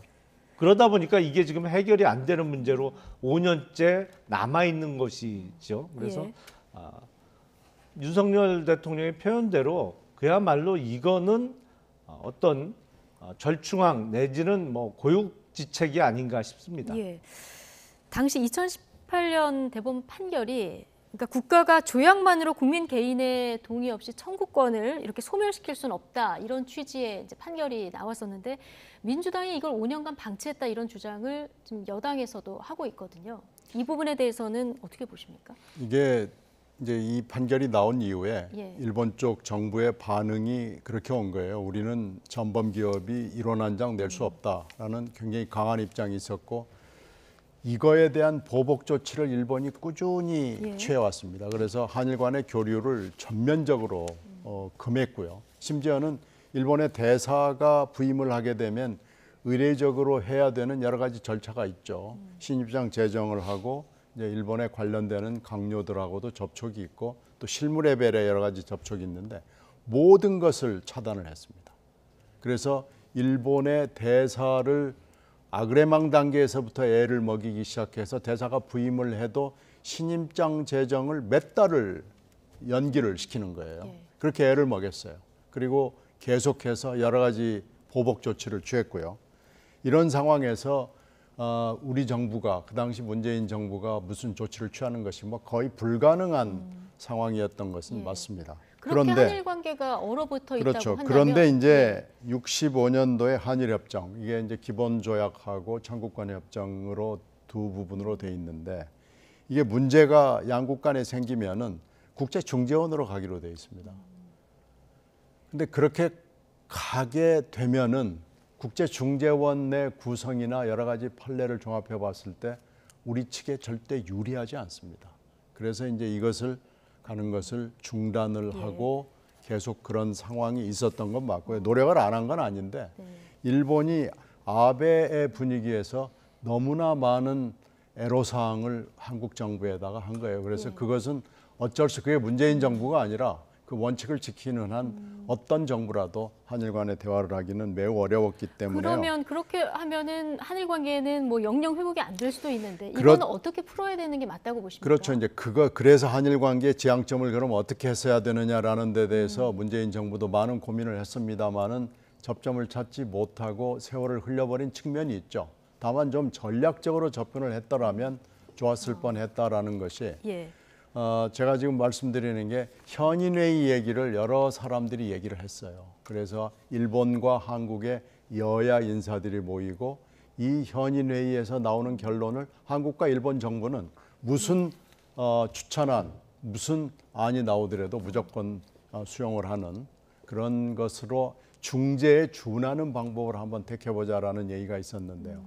이것마저도 일본이 기업이 전범 기업이 일원한장 내는 것은 안 된다라고 얘기를 한 겁니다. 그러니까 지금 제3자 변제 해법으로 갔는데 이 부분에 대해서 조금 더 정권이 바뀌었으니까 얘기를 더 해보고 원샷으로 가는 것보다는 조금 더 서로 물러나는 양자가 물러나는 방법을 택했어야 되는데 대통령이 너무 성급하게 간 거예요. 그러니까 일본이 깜짝 놀랄 정도로 우리가 100% 양보를 해버리니까 일본에서는 지금 한일 정상회담에 대한 긍정평가 굉장히 높다 그러더라고요. 문제는 풀렸을지 모르지만 이게 앞으로는 굉장히 많은 부담을 우리나라에 주고 한일 관계가 조금만 삐끗하면 다시 원위치 될 수 있습니다. 좀 위험할 수 있다. 자, 여야 공방은 계속되고 있죠. 민주당은 신을사조약이라는 표현까지 써가면서 비판했고요. 국민의힘은 민주당 공세를 바늘무리로 규정했는데요. 자, 발언 직접 듣고 오시죠. 신을사조약에 버금가는 대일 굴욕 외교를 절대 용납할 수 없습니다. 민주당은 국민 뜻을 받들어 국정조사 추진을 본격 검토하겠습니다. 사과 한마디 없이 모든 것을 내주고 일본으로부터 추가로 받은 청구서가 대체 몇 개인지 모르겠습니다. 강제동원 셀프 배상안부터 독도 영유권, 위안부 합의안, 후쿠시마 수산물 수입 문제를 포함한 한일 정상회담 전반에 대해 낱낱이 진상을 규명하고 굴욕 외교를 반드시 바로잡겠다는 말씀을 드립니다. 무책임한 상태를 만든 채로 5년간 두고 왔지 않습니까? 그런 민주당이 이제 와서 말만 되면 반일 감정을 자극하고 입만 열면 반일 감정을 자극하고 죽창가를 부르는 그런 무책임한 일을 이제는 민주당은 해서는 안 됩니다. 국익에 도움이 되는 것이 무엇인지를 좀 숙고해 주기를 바라고 자신의 정권 때 저질러 놓은 일을 수습하는 차원인데 자신들이 지금 그렇게 이야기하는 것은 저는 후한 무치한 일이라고 생각합니다. 네, 여야 할 것 없이 격한 발언을 쏟아내는 장면 보고 오셨는데 민주당은 특히 이제 정상회담에서 독도 문제, 위안부 합의 문제가 이제 거론됐는지 이 부분의 진위 논란 관련해서 국정조사도 추진하자, 검토하겠다 자, 이런 얘기를 하고 있거든요. 어떻게 보십니까? 국정조사는 그냥 해보는 얘기 같습니다. 그게 국정조사 대상이 되기도 어려울 뿐만 아니라 양국 정상 간의 비공개 회담에서 나온 얘기를 놓고 국정조사를 하겠다는 게 물리적으로도 가능해 보이지도 않고요. 그리고 박진 외교부 장관을 비롯해서 정부 관계자들이 독도 문제에 대해서는 논의한 바가 전혀 없다라고 이미 공개적으로 밝히지 않았습니까? 그걸 놓고 이제 국정조사까지 얘기하는 거는 그야말로 지나친 정치 공세가 아닌가 싶습니다.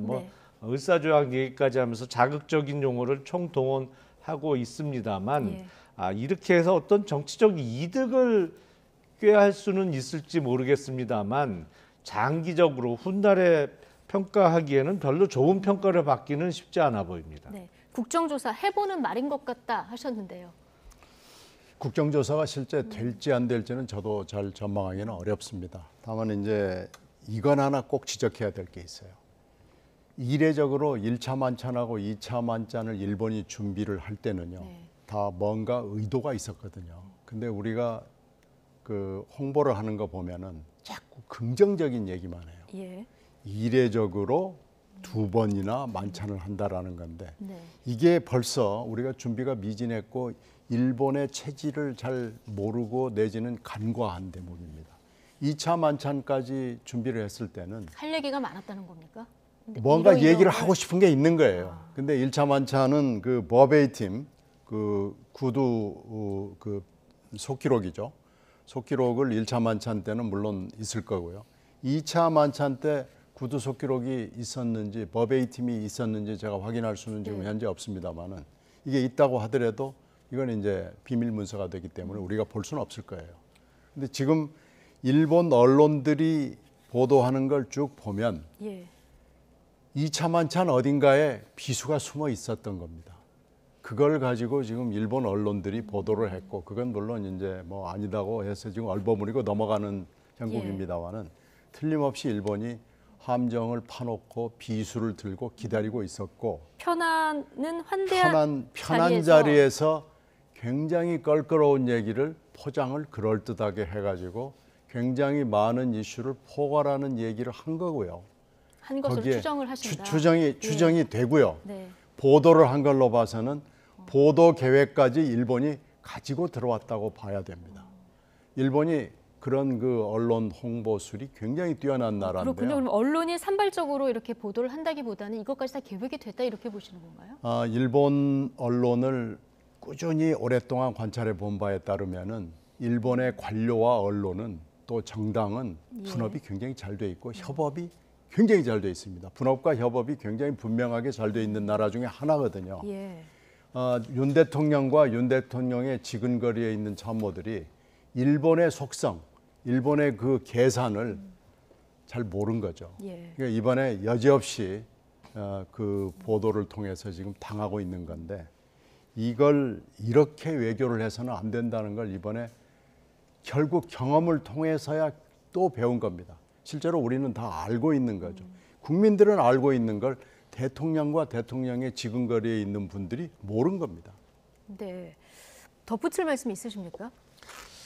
글쎄요. 뭐 지금 민주당의 얘기를 들어보면 일본 언론 측에서 이번 한일 정상회담에 대해서 좋은 평가 내지는 어떤 호응을 하는 것 자체가 또 잘못된 일로 삼고 계신 것 같아요. 그러니까 일본 언론에서도 우리나라 야당이나 일부 언론에서 지적하듯이 이번 한일 정상회담이 대단히 잘못됐다는 지적이 나오면 만족할지 모르겠습니다만 일본 쪽에서 잘 됐다고 하니까 우리는 손해 아니냐 이런 시각인 것 같은데 앞서 이제 윤석열 대통령이 언급한 바와 같이 한일 관계가 어느 한쪽이 이득을 보면 다른 한쪽은 반드시 손해를 보는 제로섬 게임이냐.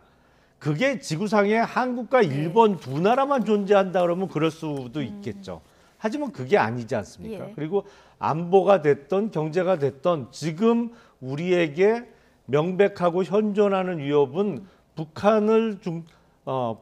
북한을 포함해서 중국과 러시아 일종의 뭐 대륙 세력이라고 하는 여기와 안보적으로는 지금 대립하고 있는 상황이고 경제적으로는 뭐 어디서 어떠한 뭐 그게 금융 위기가 될지 아니면 어떤 경기와 관련한 산업적인 위기가 될지 모르겠습니다만 어디서 갑자기 위기가 돌출할지 모르는데 이걸 항상 일본이 이득을 봤다고 하면 대한민국은 무조건 손해다. 이건 좀 시각을 좀 고쳐야 되지 않을까 싶습니다. 예.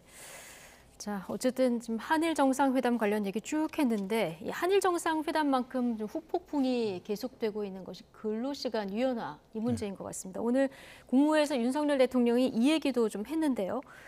주 60시간 이상은 무리다. 오늘 대통령이 직접 이렇게 입장을 밝혔습니다. 어떻게 들으셨습니까?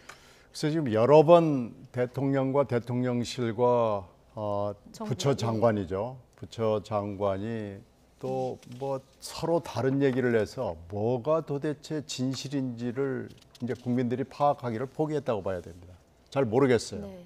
그런데 분명한 거 하나는 이 부분에 대해서 대통령 경선 때로 우리가 돌이켜 가보면은요. 대통령 경선 때 후보 시절에 윤 후보가 이 문제 제기를 심각하게 했어요. 근데 후보 시절에는 굉장히 많은 사람들을 만나는데 기업인들한테 이 얘기를 들은 거죠. 들어서 빠르게 가라고 지금 얘기를 한 거 아니겠어요? 그런데 국민은 기업인만 있는 게 아니고 다양한 또 각 직종의 국민들이 있기 때문에 이 얘기를 종합적으로 듣고 대통령이 됐으면은 종합적이고 통괄적이고 상당히 장기적인 계획을 가지고 추진을 했어야 되는데 그렇게 안 된 겁니다.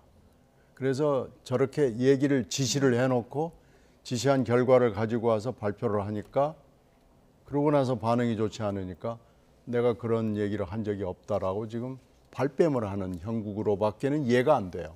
근데 지금 이런 식으로 일을 처리하는 게 몇 번 되풀이되어 있습니다. 이건 무슨 얘기냐면 이 문제를 포함을 해서 대통령실 안에 소통의 창구가 막혀 있다. 대통령이 지시하면 무조건 그걸 해내는 참모들과 정부만 있는 것이지, 그리고 대통령이 화낼까 봐서 이거 무조건 해야 되겠구나라고 하는 이런 일방적인 어떤 소통의 채널만 있는 것이지 쌍방향의 소통은 존재하지 않는다라는 것을 이번에 또 보여준 거거든요. 그걸 반성을 하지 않으면 이 주 69시간 사건 비슷한 일은 또 되풀이될 수밖에 없습니다. 소통을 해야 된다. 대통령이 MZ세대의 그 노조 얘기도 많이 들어라 얘기했는데 지금 뭐 대학가에는 대자보도 붙고 그러더라고요. 어쨌든 이 얘기에 관련해서 지금 저희가 그래픽에도 정리를 했습니다마는 대통령실에서만 일주일 사이에 6번 이렇게 메시지가 좀 혼선이 있었고요. 고용노동부 장관 말도 좀 엇박자가 있었죠. 앞으로 이렇게 혼선이 되풀이되지 않으려면 어떻게 해야 된다고 보십니까?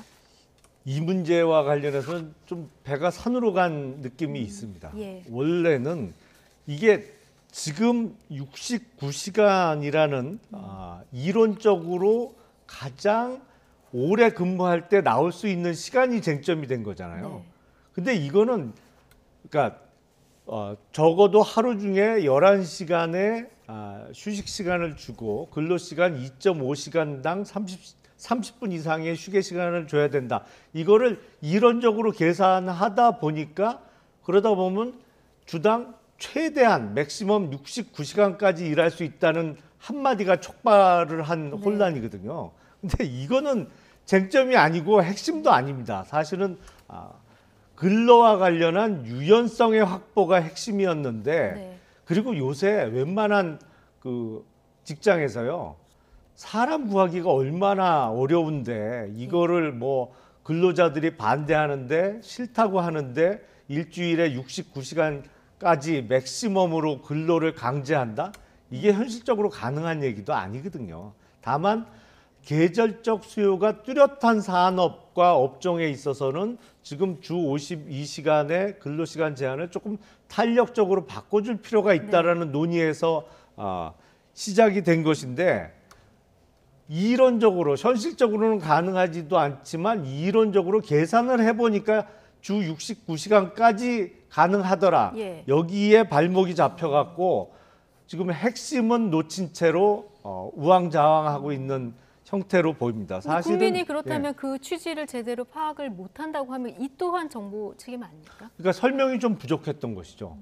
사실은 이 개편안과 관련한 설명을 하면서 담당자의 한마디가 이게 촉발을 한 것이거든요. 거기서 69시간까지도 가능하다는 그 한마디가 이제 촉발이 됐는데 핵심은 그게 아니었거든요. 결국엔.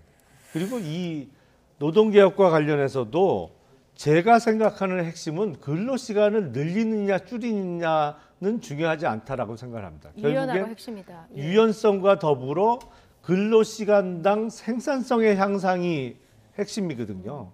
그렇다면 지금 연공제 중심의 많은 뭐 직장에서 연공제 중심의 임금 체계를 이걸 빨리 성과급제 형태로 바꿔주는 게 핵심이 되어야 되는데 지금 뭐 준비가 조금 부족했다고 지적할 수밖에 없는 상황으로 가고 있습니다. 이게 설명 부족 그리고 대응 부족으로 오해가 오해를 불러일으키고 있는 상황 아닌가 싶습니다. 근데 노동 현장으로 가면은 이런 정부의 유연성 정책을 바로 대입시키기가 좀 어렵다 이런 지적들도 나오다 보니까 오늘 정의당에서도 이거는 보완이 아니라 폐기가 답이다 이런 뭐 지적도 나왔고요. 민주당은 이참에 또 4.5일제를 하자 공세 고삐를 쥐고 있습니다. 김성환 정책위 의장 발언 잠시 듣고 오시죠. 4.5일제를 추진하는 기업에게 일정한 인센티브를 주어서 장기적으로 우리 사회도 4.5일제로 점진적으로 전환될 수 있도록 하는 법안도 다음 주 중에 발의할 예정입니다. 다음 주 중에 참고로 주 4.5일제와 관련한 우리 당의 토론회가 대표가 참여하는 토론회가 예정되어 있습니다. 네. 주 4.5일제 이거 이재명 대표에 대해서 공약이기도 했는데 이거 이참에 지금 당 차원에서 아예 다음 주 중에 발의를 한다고 하네요.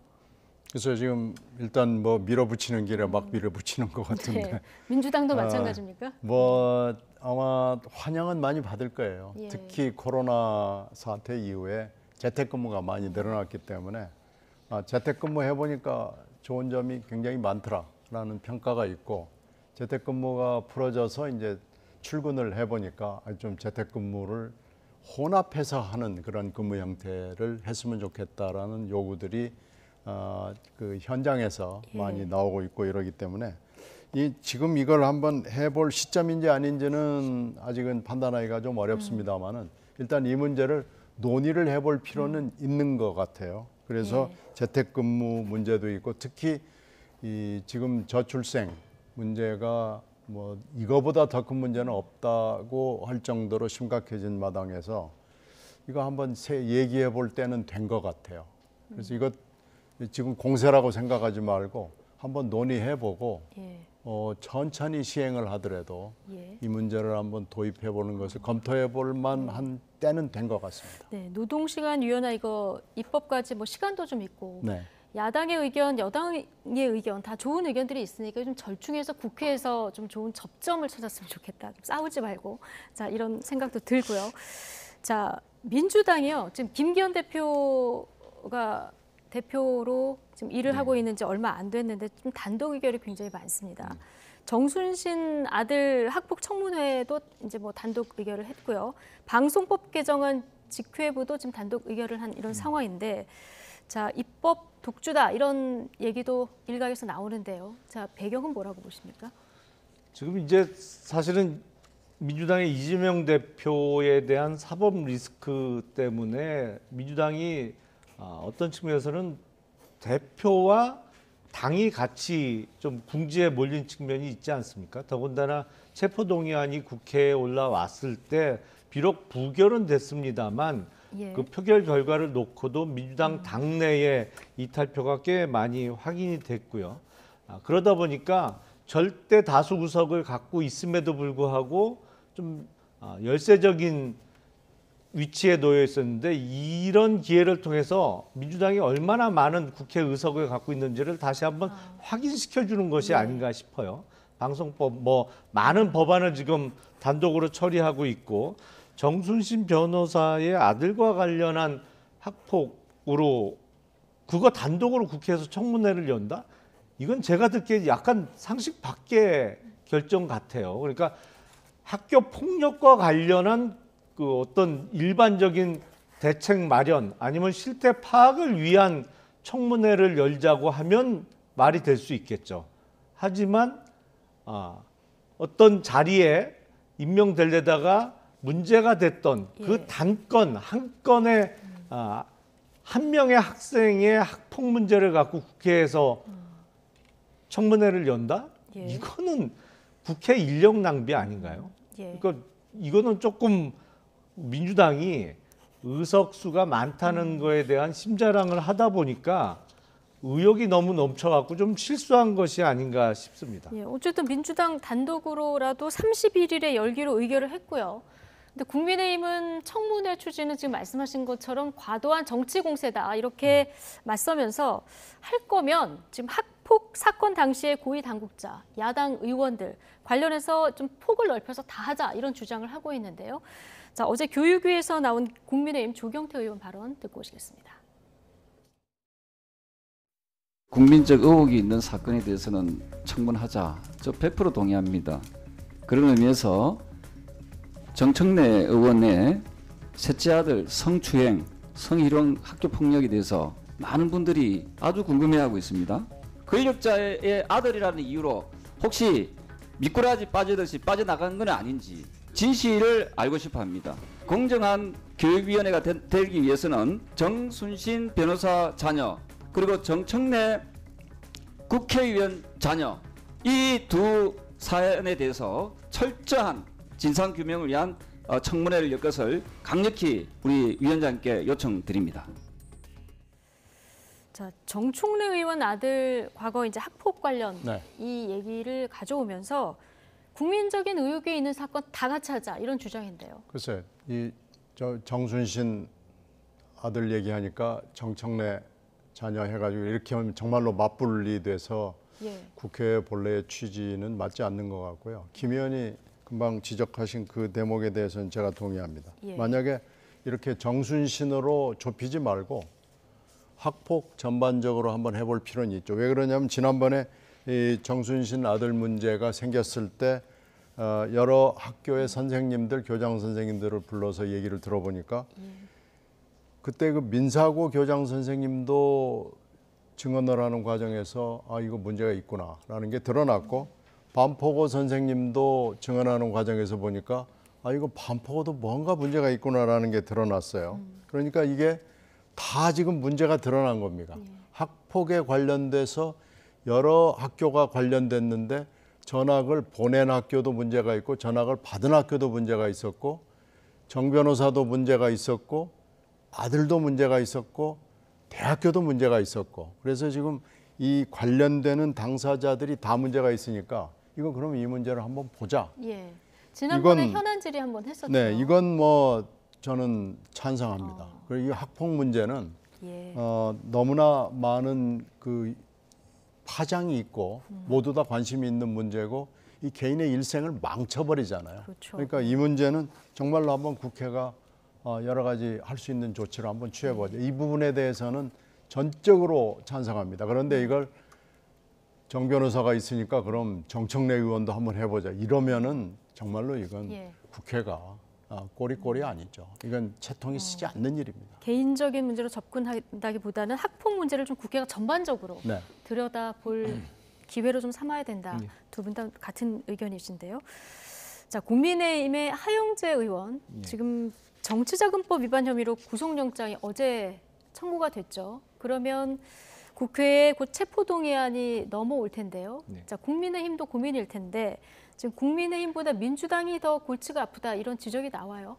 국민의힘은 별로 고민 안 할 것 같은데요. 고민 안 합니까? 예, 뭐 기본적으로 이게 이제 노웅래 의원 그 다음에 그 이재명 대표 때 체포동의안이 부결이 됐습니다만 그 앞선 체포동의안이 올라왔을 때는 국회에서 통과를 시켜줬었어요. 다른 의원 지금 이제 21대 국회에 들어와서도 구속이 된 몇몇 의원이 있습니다만 그 법원 가서 영장재판에 참석해서 따져보라는 취지로 국회에서 다 통과를 시켜줬었거든요. 주호영 원내대표가 불체포 특권 포기가 사실상 당론이다 오늘 이 얘기를 했는데 그러면 표결 들어가면 국민의힘은 가결표 많이 던질까요? 글쎄 의원 개개인이 알아서 판단을 하겠죠. 하지만 이게 기존에 민주당 현역 의원과 관련해서 최근에 형성된 민주당 내 기류가 체포동의안 부결이지 국민의힘은 그 전에도 체포동의안을 반드시 국회에서 부결시킬 필요가 있냐. 이게 법원 가서 따져보면 되지. 뭐 그런 거였기 때문에 국민의힘은 적어도 별 고민 안 할 것 같습니다. 이 문제에 있어서는. 아, 그렇군요. 근데 민주당은 찬성을 해도 반대를 해도 좀 비판 여론에 휩싸일 어떤 딜레마 상황에 빠졌다 이런 지적도 그 지적에 저는 나와요. 동의합니다. 지금 여러 가지 상황으로 그 금방 지적하신 최근의 상황으로 봤을 때 가결을 하기도 부결을 하기도 매우 어려운 상황이고 이거야말로 그 하위원회 문제가 된 하위원회 혐의 사실을 들어보고 의원 개개인들이 판단을 할 수밖에 없는 상황이고요. 이것이 부결이 될지 가결이 될지는 모르겠습니다만은 국민의힘은 거의 다 부결을 던진다고 봤을 때 그 플러스 마이너스 표수가 나올 거 아니겠어요. 그러면 이제 민주당의 표수가 드러날 수밖에 없는 상황이 될 텐데요.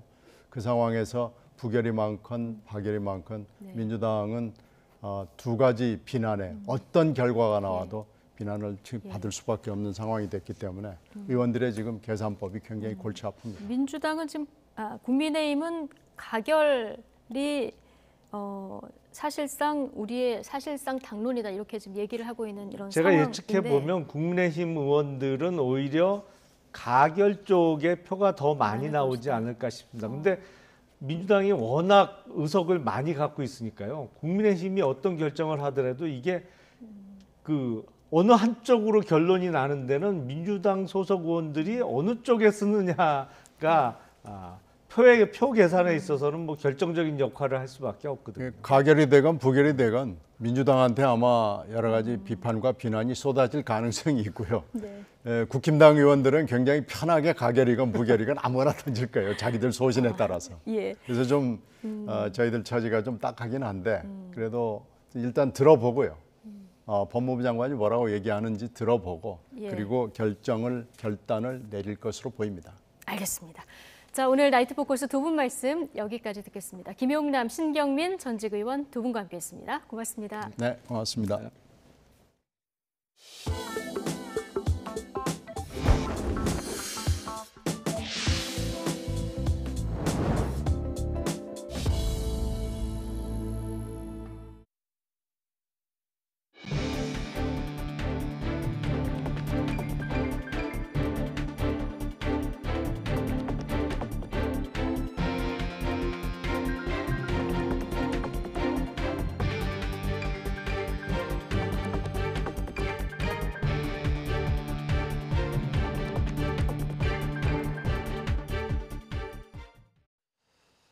삼성전자와 SK하이닉스가 미국 반도체 보조금을 받으면 향후 10년 동안 중국에서 반도체 생산 능력을 5% 이상 확장하지 못하게 됩니다.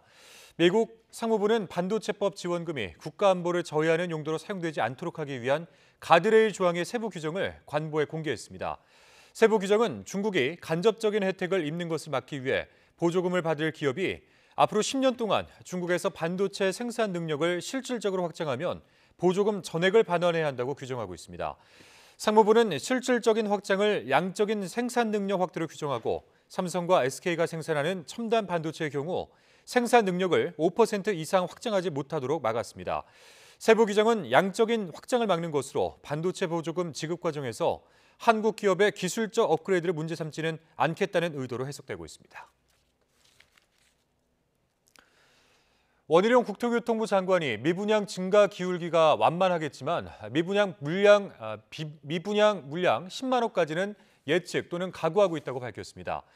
원 장관은 오늘 한 경제 심포지엄에 참석해 이같이 말했습니다. 지난 1월 말 기준 전국의 미분양 주택은 7만 5,359호로 10년 2개월 만에 최대치를 기록했습니다. 원 장관은 또한 아직도 분양가나 호가가 주변 시세나 소비자들이 기다리는 것보다 높다고 지적했습니다. 서울 강동구 고덕강일 3단지에 이어서 강서구 마곡동에도 반값 아파트로 불리는 토지 임대부 분양주택이 공급됩니다. 김원동 서울주택도시공사 사장은 오늘 기자 설명회를 열고 이런 계획을 밝혔습니다. 토지 임대부 분양주택은 공공이 토지를 소유하고 건축물 등에 대한 소유권은 수분양자가 취득하는 방식의 주택으로 시세보다 크게 저렴해 반값 아파트로도 불립니다. 첫 사전 예약은 5월쯤 준비 중이며 두 차례로 나눠서 분양할 예정입니다. 경영 위기에 처했던 크레디트 스위스를 스위스 최대 투자은행 UBS가 인수하기로 하면서 세계 금융시장은 일단 진정 기미를 보이고 있습니다. 하지만 위기설에 휩싸인 미국의 퍼스트 리퍼블릭 은행 주가가 반토막이 나는 등 불안은 지속되고 있습니다. 김진호 기자입니다. UBS가 크레디트 스위스를 인수하기로 하면서 한숨을 돌리게 된 유럽 주요국 증시는 일제히 상승 마감했습니다. 유럽발 호재에 투자 심리가 개선된 뉴욕 증시도 주요 지수 모두 오름세로 장을 마쳤습니다. Markets are up today more because of a relief rally than anything else. I think investors are happy with the outcome from the Credit Suisse bailout by UBS over the weekend. 하지만 불안감은 계속 이어지고 있습니다. 실리콘밸리 은행에 이어 위기설에 휩싸인 퍼스트 리퍼블릭 은행에서 고객 예금의 거의 절반이 빠져나갔습니다. 월스트리트 저널은 퍼스트 리퍼블릭 은행의 고객들이 700억 달러, 우리 돈 91조 6천억 원을 인출해 총 예치 금액의 절반 가까이가 빠져나갔다고 보도했습니다. 이런 여파로 퍼스트 리퍼블릭 은행 주가는 47% 급락했습니다. 월스트리트 저널은 불안 심리가 가라앉지 않고 있어 제이미 다이먼 JP모건 체이스 최고 경영자가 다른 대형은행 CEO들과 추가 대책을 논의하고 있다고 전했습니다.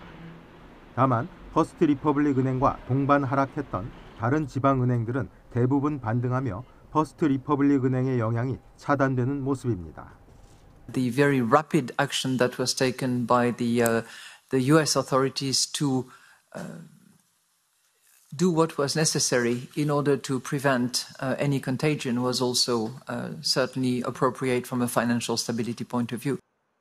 하지만 신용평가사들이 퍼스트 리퍼블릭 등 지방은행들의 신용등급을 낮추고 있어 불안감은 쉽게 가라앉지 않고 있습니다. 일부 금융 전문가들은 바이든 정부와 대형은행들의 신속한 구제 조치가 추후 큰 부작용을 일으킬 수 있다고 경고하고 있습니다. YTN 김진호입니다. 국민의힘 성일종 정책위 의장은 현행 1인당 5천만 원인 예금자 보호 한도가 상향될 필요가 있다며 금융당국이 개선안 마련에 속도를 내줄 것을 촉구했습니다. 성 의장은 오늘 원내대책회의에서 예금자 보호 한도가 지난 2001년 기존 2천만 원 한도에서 상향된 이후로 20년 넘게 그대로 묶여 있다며 이같이 말했습니다. 이어서 주요 선진국의 예금자 보호 한도를 살펴보면 미국은 약 3억 3천만 원, 일본은 약 1억 원 등 우리나라의 보호 한도와 큰 차이를 보인다며 각국의 경제 수준을 고려하더라도 보호 한도가 현저히 낮은 수준임을 알 수 있다고 지적했습니다. 국민의힘 주호영 대표가 하영재 의원의 체포동의안이 국회로 넘어올 경우 반대하지 않겠다는 뜻을 내비쳤습니다. 주 원내대표는 오늘 국회의원회관에서 기자들을 만나 우리는 여러 차례 불체포 특권을 포기하겠다고 이야기했기 때문에 그런 차원에서의 결정이 있을 것으로 생각한다며 이같이 말했습니다. 이어서 법무부 설명을 듣고 의원총회에 보고를 해봐야 하겠지만 당론까지 정해지지는 않을 것 같다며 의원 각자가 헌법기관이기 때문에 자율적으로 판단할 거라고 설명했습니다.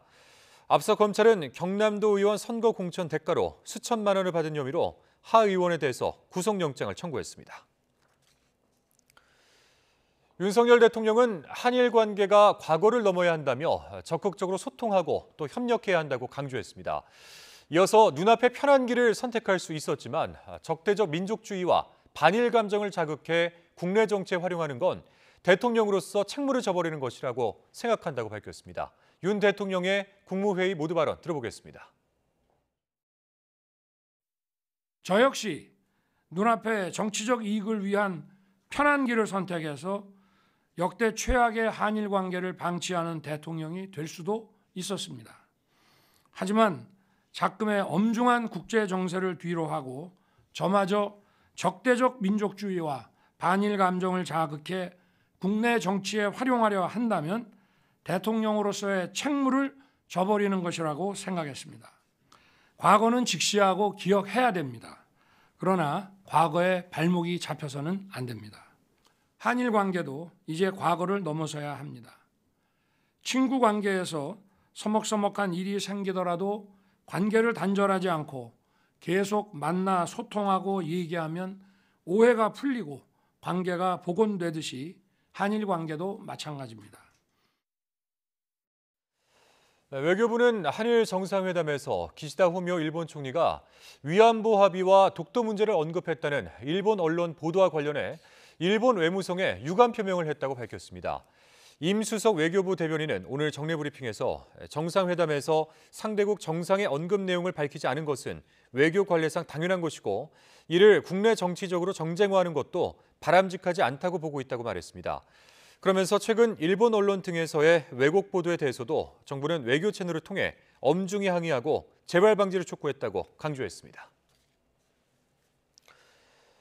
징용을 둘러싼 한일 관계 문제로 지난 1998년에 김대중 오부치 담화가 다시 관심을 끌고 있습니다. 내년이면 고 김대중 대통령이 태어난 지 100년이 되는데요. 학술 대회와 콘서트 등 다채로운 기념 행사가 준비되고 있습니다. 김범환 기자입니다. 5번의 죽을 고비를 넘긴 대한민국 제15대 대통령 김대중. 김대중 대통령은 취임하자마자 IMF 외환 위기를 극복한 데에 이어 햇볕 정책으로 한반도에 평화 분위기를 조성한 공로를 인정받아 노벨 평화상을 받았습니다. 광주에서는 지난 2006년 노벨 평화상 수상자 정상회의도 열렸습니다. I believe that democracy is the absolute value that makes for human dignity, as well as the only road to sustained economic development and social justice. Without democracy, the market economy cannot blossom. 뜨거웠던 여름, 김대중 대통령이 서거한 지 올해로 14년이 됐습니다. 김대중 대통령의 이름을 번떠 지어진 컨벤션 센터입니다. 센터 앞에는 기념 조형물이 세워져 있는데요. 내년 1월 6일은 김대중 대통령 탄생 100주년 기념일입니다. 김대중 대통령 탄생 100주년을 앞두고 올해부터 본격적인 기념 행사가 개최됩니다. 먼저 오는 9월에는 연세대학교에서 넬슨 만델라, 빌리 브란트 재단과 함께 김대중 정신을 기리는 학술대회가 열립니다. 하이도 생가가 있는 신안군도 전라남도와 함께 목포 김대중 노벨 평화상 기념관에서 포럼을 준비하고 있습니다.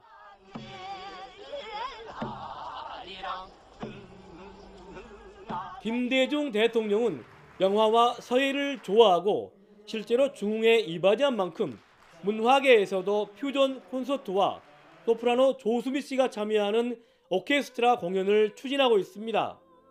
김대중 대통령이 재정당국의 반대에도 당시 7조 원을 들여 깔아놓은 정보화 고속도로는 현대 IT 산업 발전의 밑거름이 돼 IT 업계도 기념 콘텐츠를 만들고 있습니다.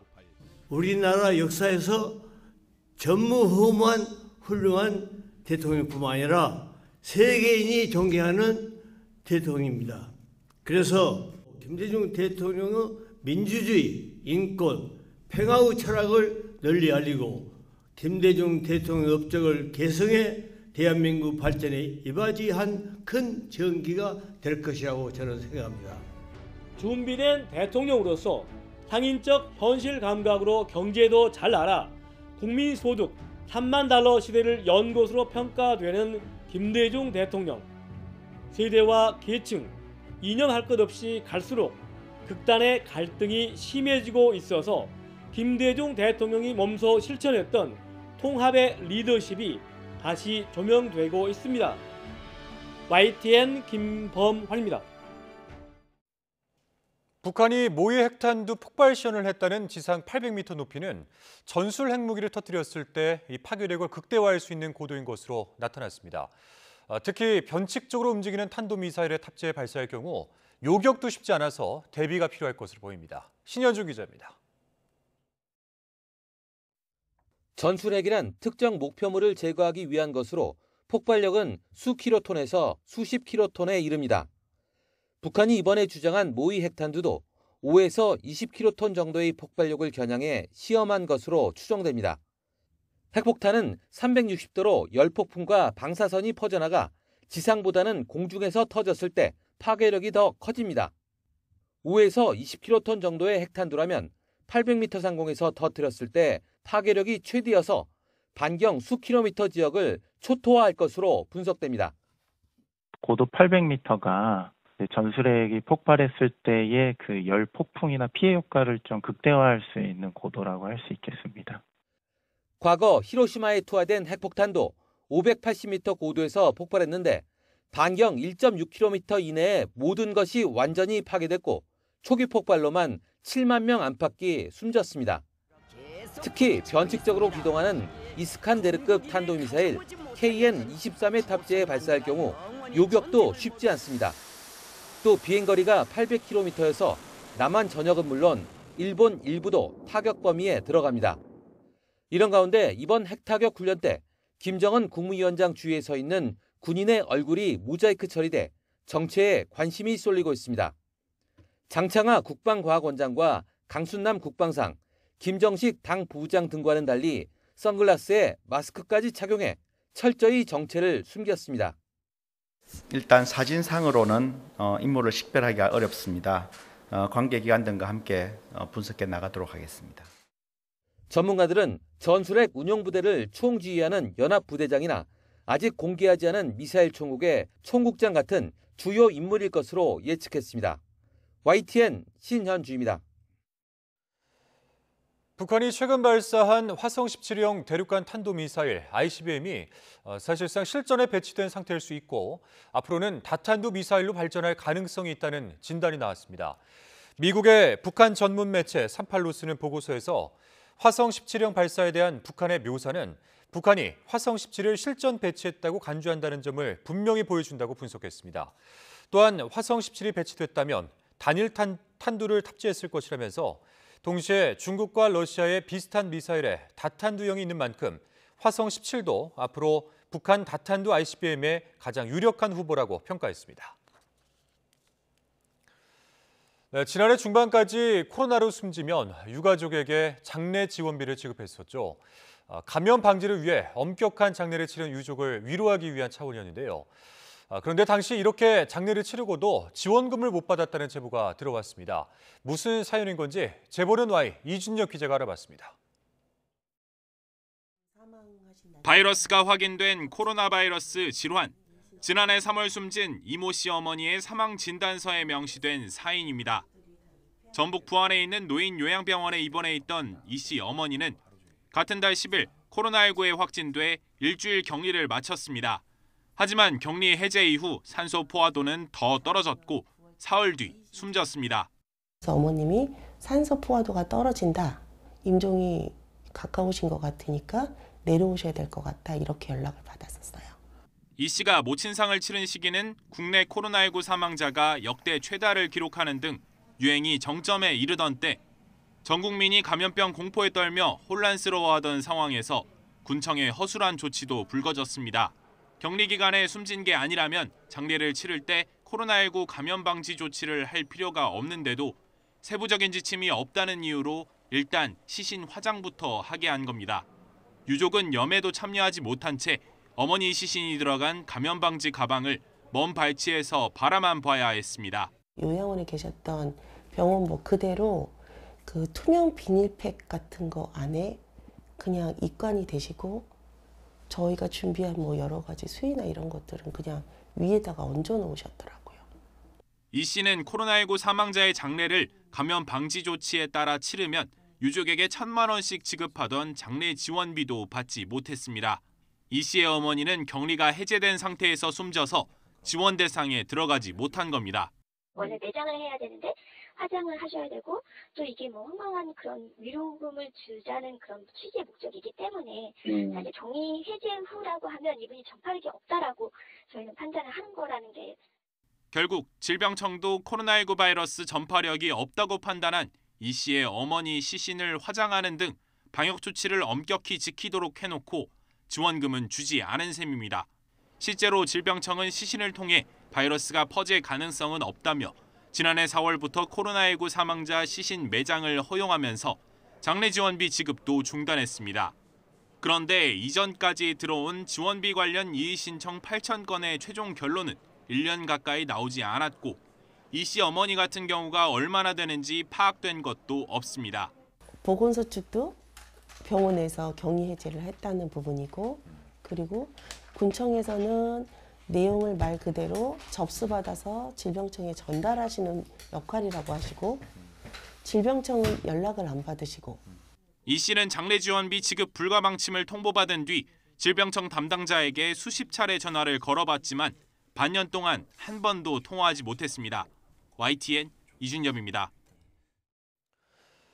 취약계층에 100만 원을 신속하게 지원하는 긴급 생계비 대출이 출시됐습니다.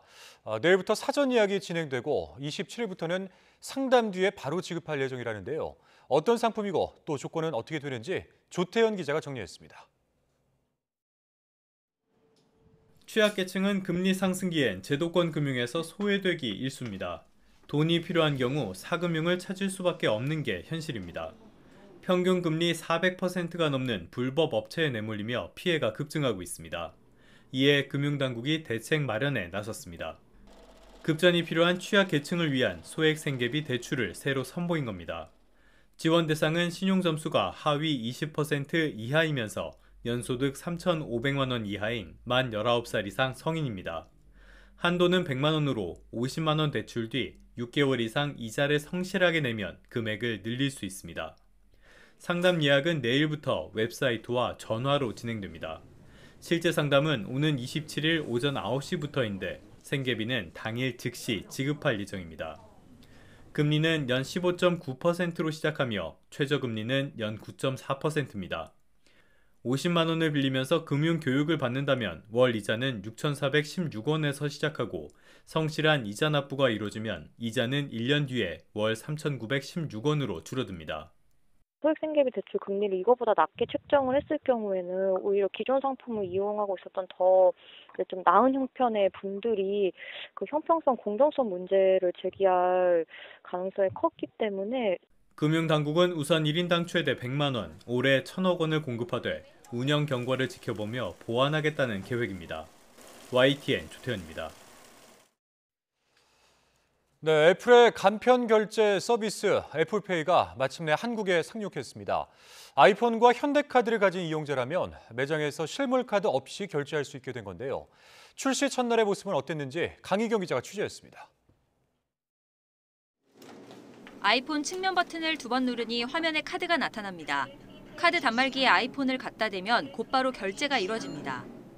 애플의 간편 결제 서비스인 애플페이가 국내에 비로소 상륙한 겁니다. 아이폰과 애플워치는 물론 맥과 아이패드에서도 온라인으로 이용할 수 있습니다. 다만 현재는 현대카드 이용자만 가능합니다. 금융당국 법률 검토 과정에서 배타적 사용권은 유지하지 못하게 됐지만 후발주자들이 준비하는 데 시간이 걸리는 만큼 선점 효과를 누리게 됐습니다. 또 삼성페이와 달리 애플페이는 근거리 무선통신 NFC 단말기가 있는 곳에서만 사용이 가능합니다.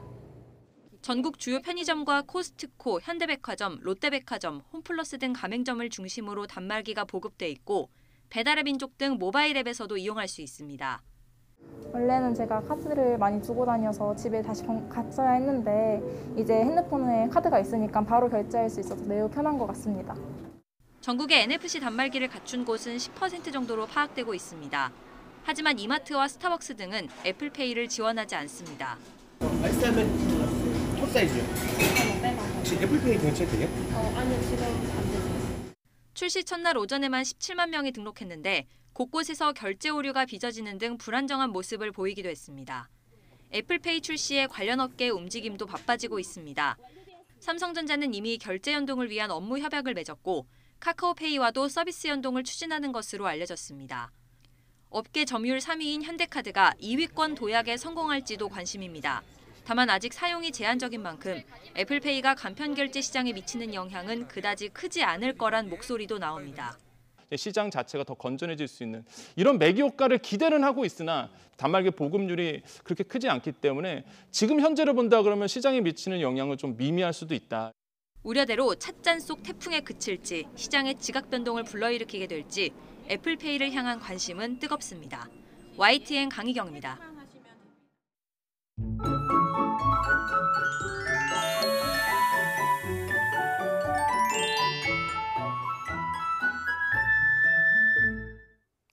내일은 고온 현상이 나타나면서 계절의 시계가 한 달 이상 앞서가고 있습니다.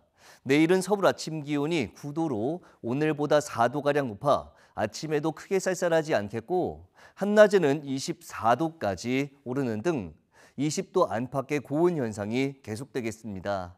특히 수도권과 영서지방은 올봄 가장 높은 기온을 기록하는 곳도 있겠습니다. 다만 서쪽 지방에는 오전까지 공기가 탁해지는 곳이 많겠고 구름이 잔뜩 끼는 가운데 오전에 제주도에서 비가 시작돼 늦은 오후부터는 남부지방에 밤 사이에는 중부지방에도 비가 내리겠습니다. 또 대부분 지역에 건조주의보가 계속되는 등 대기가 무척 메말라 있는데요. 비의 양이 적어 건조함을 완전히 해소하지 못합니다. 화재 예방에 더욱 신경 써주시기 바랍니다. 내일 아침 기온 예년보다 6도에서 10도가량 높겠습니다. 서울 9도, 대전 8도, 광주 13도, 부산 14도로 예상됩니다. 낮 기온도 예년보다 7도에서 12도가량 높겠습니다. 서울 24도, 대전 24도, 광주 21도, 대구 22도로 예상됩니다. 주 후반에는 때이른 고온 현상이 한풀 꺾이겠고 점차 예년 수준을 되찾을 전망입니다. 날씨 정보였습니다. 화요일 뉴스나이트 마치겠습니다. 함께해 주신 여러분 고맙습니다.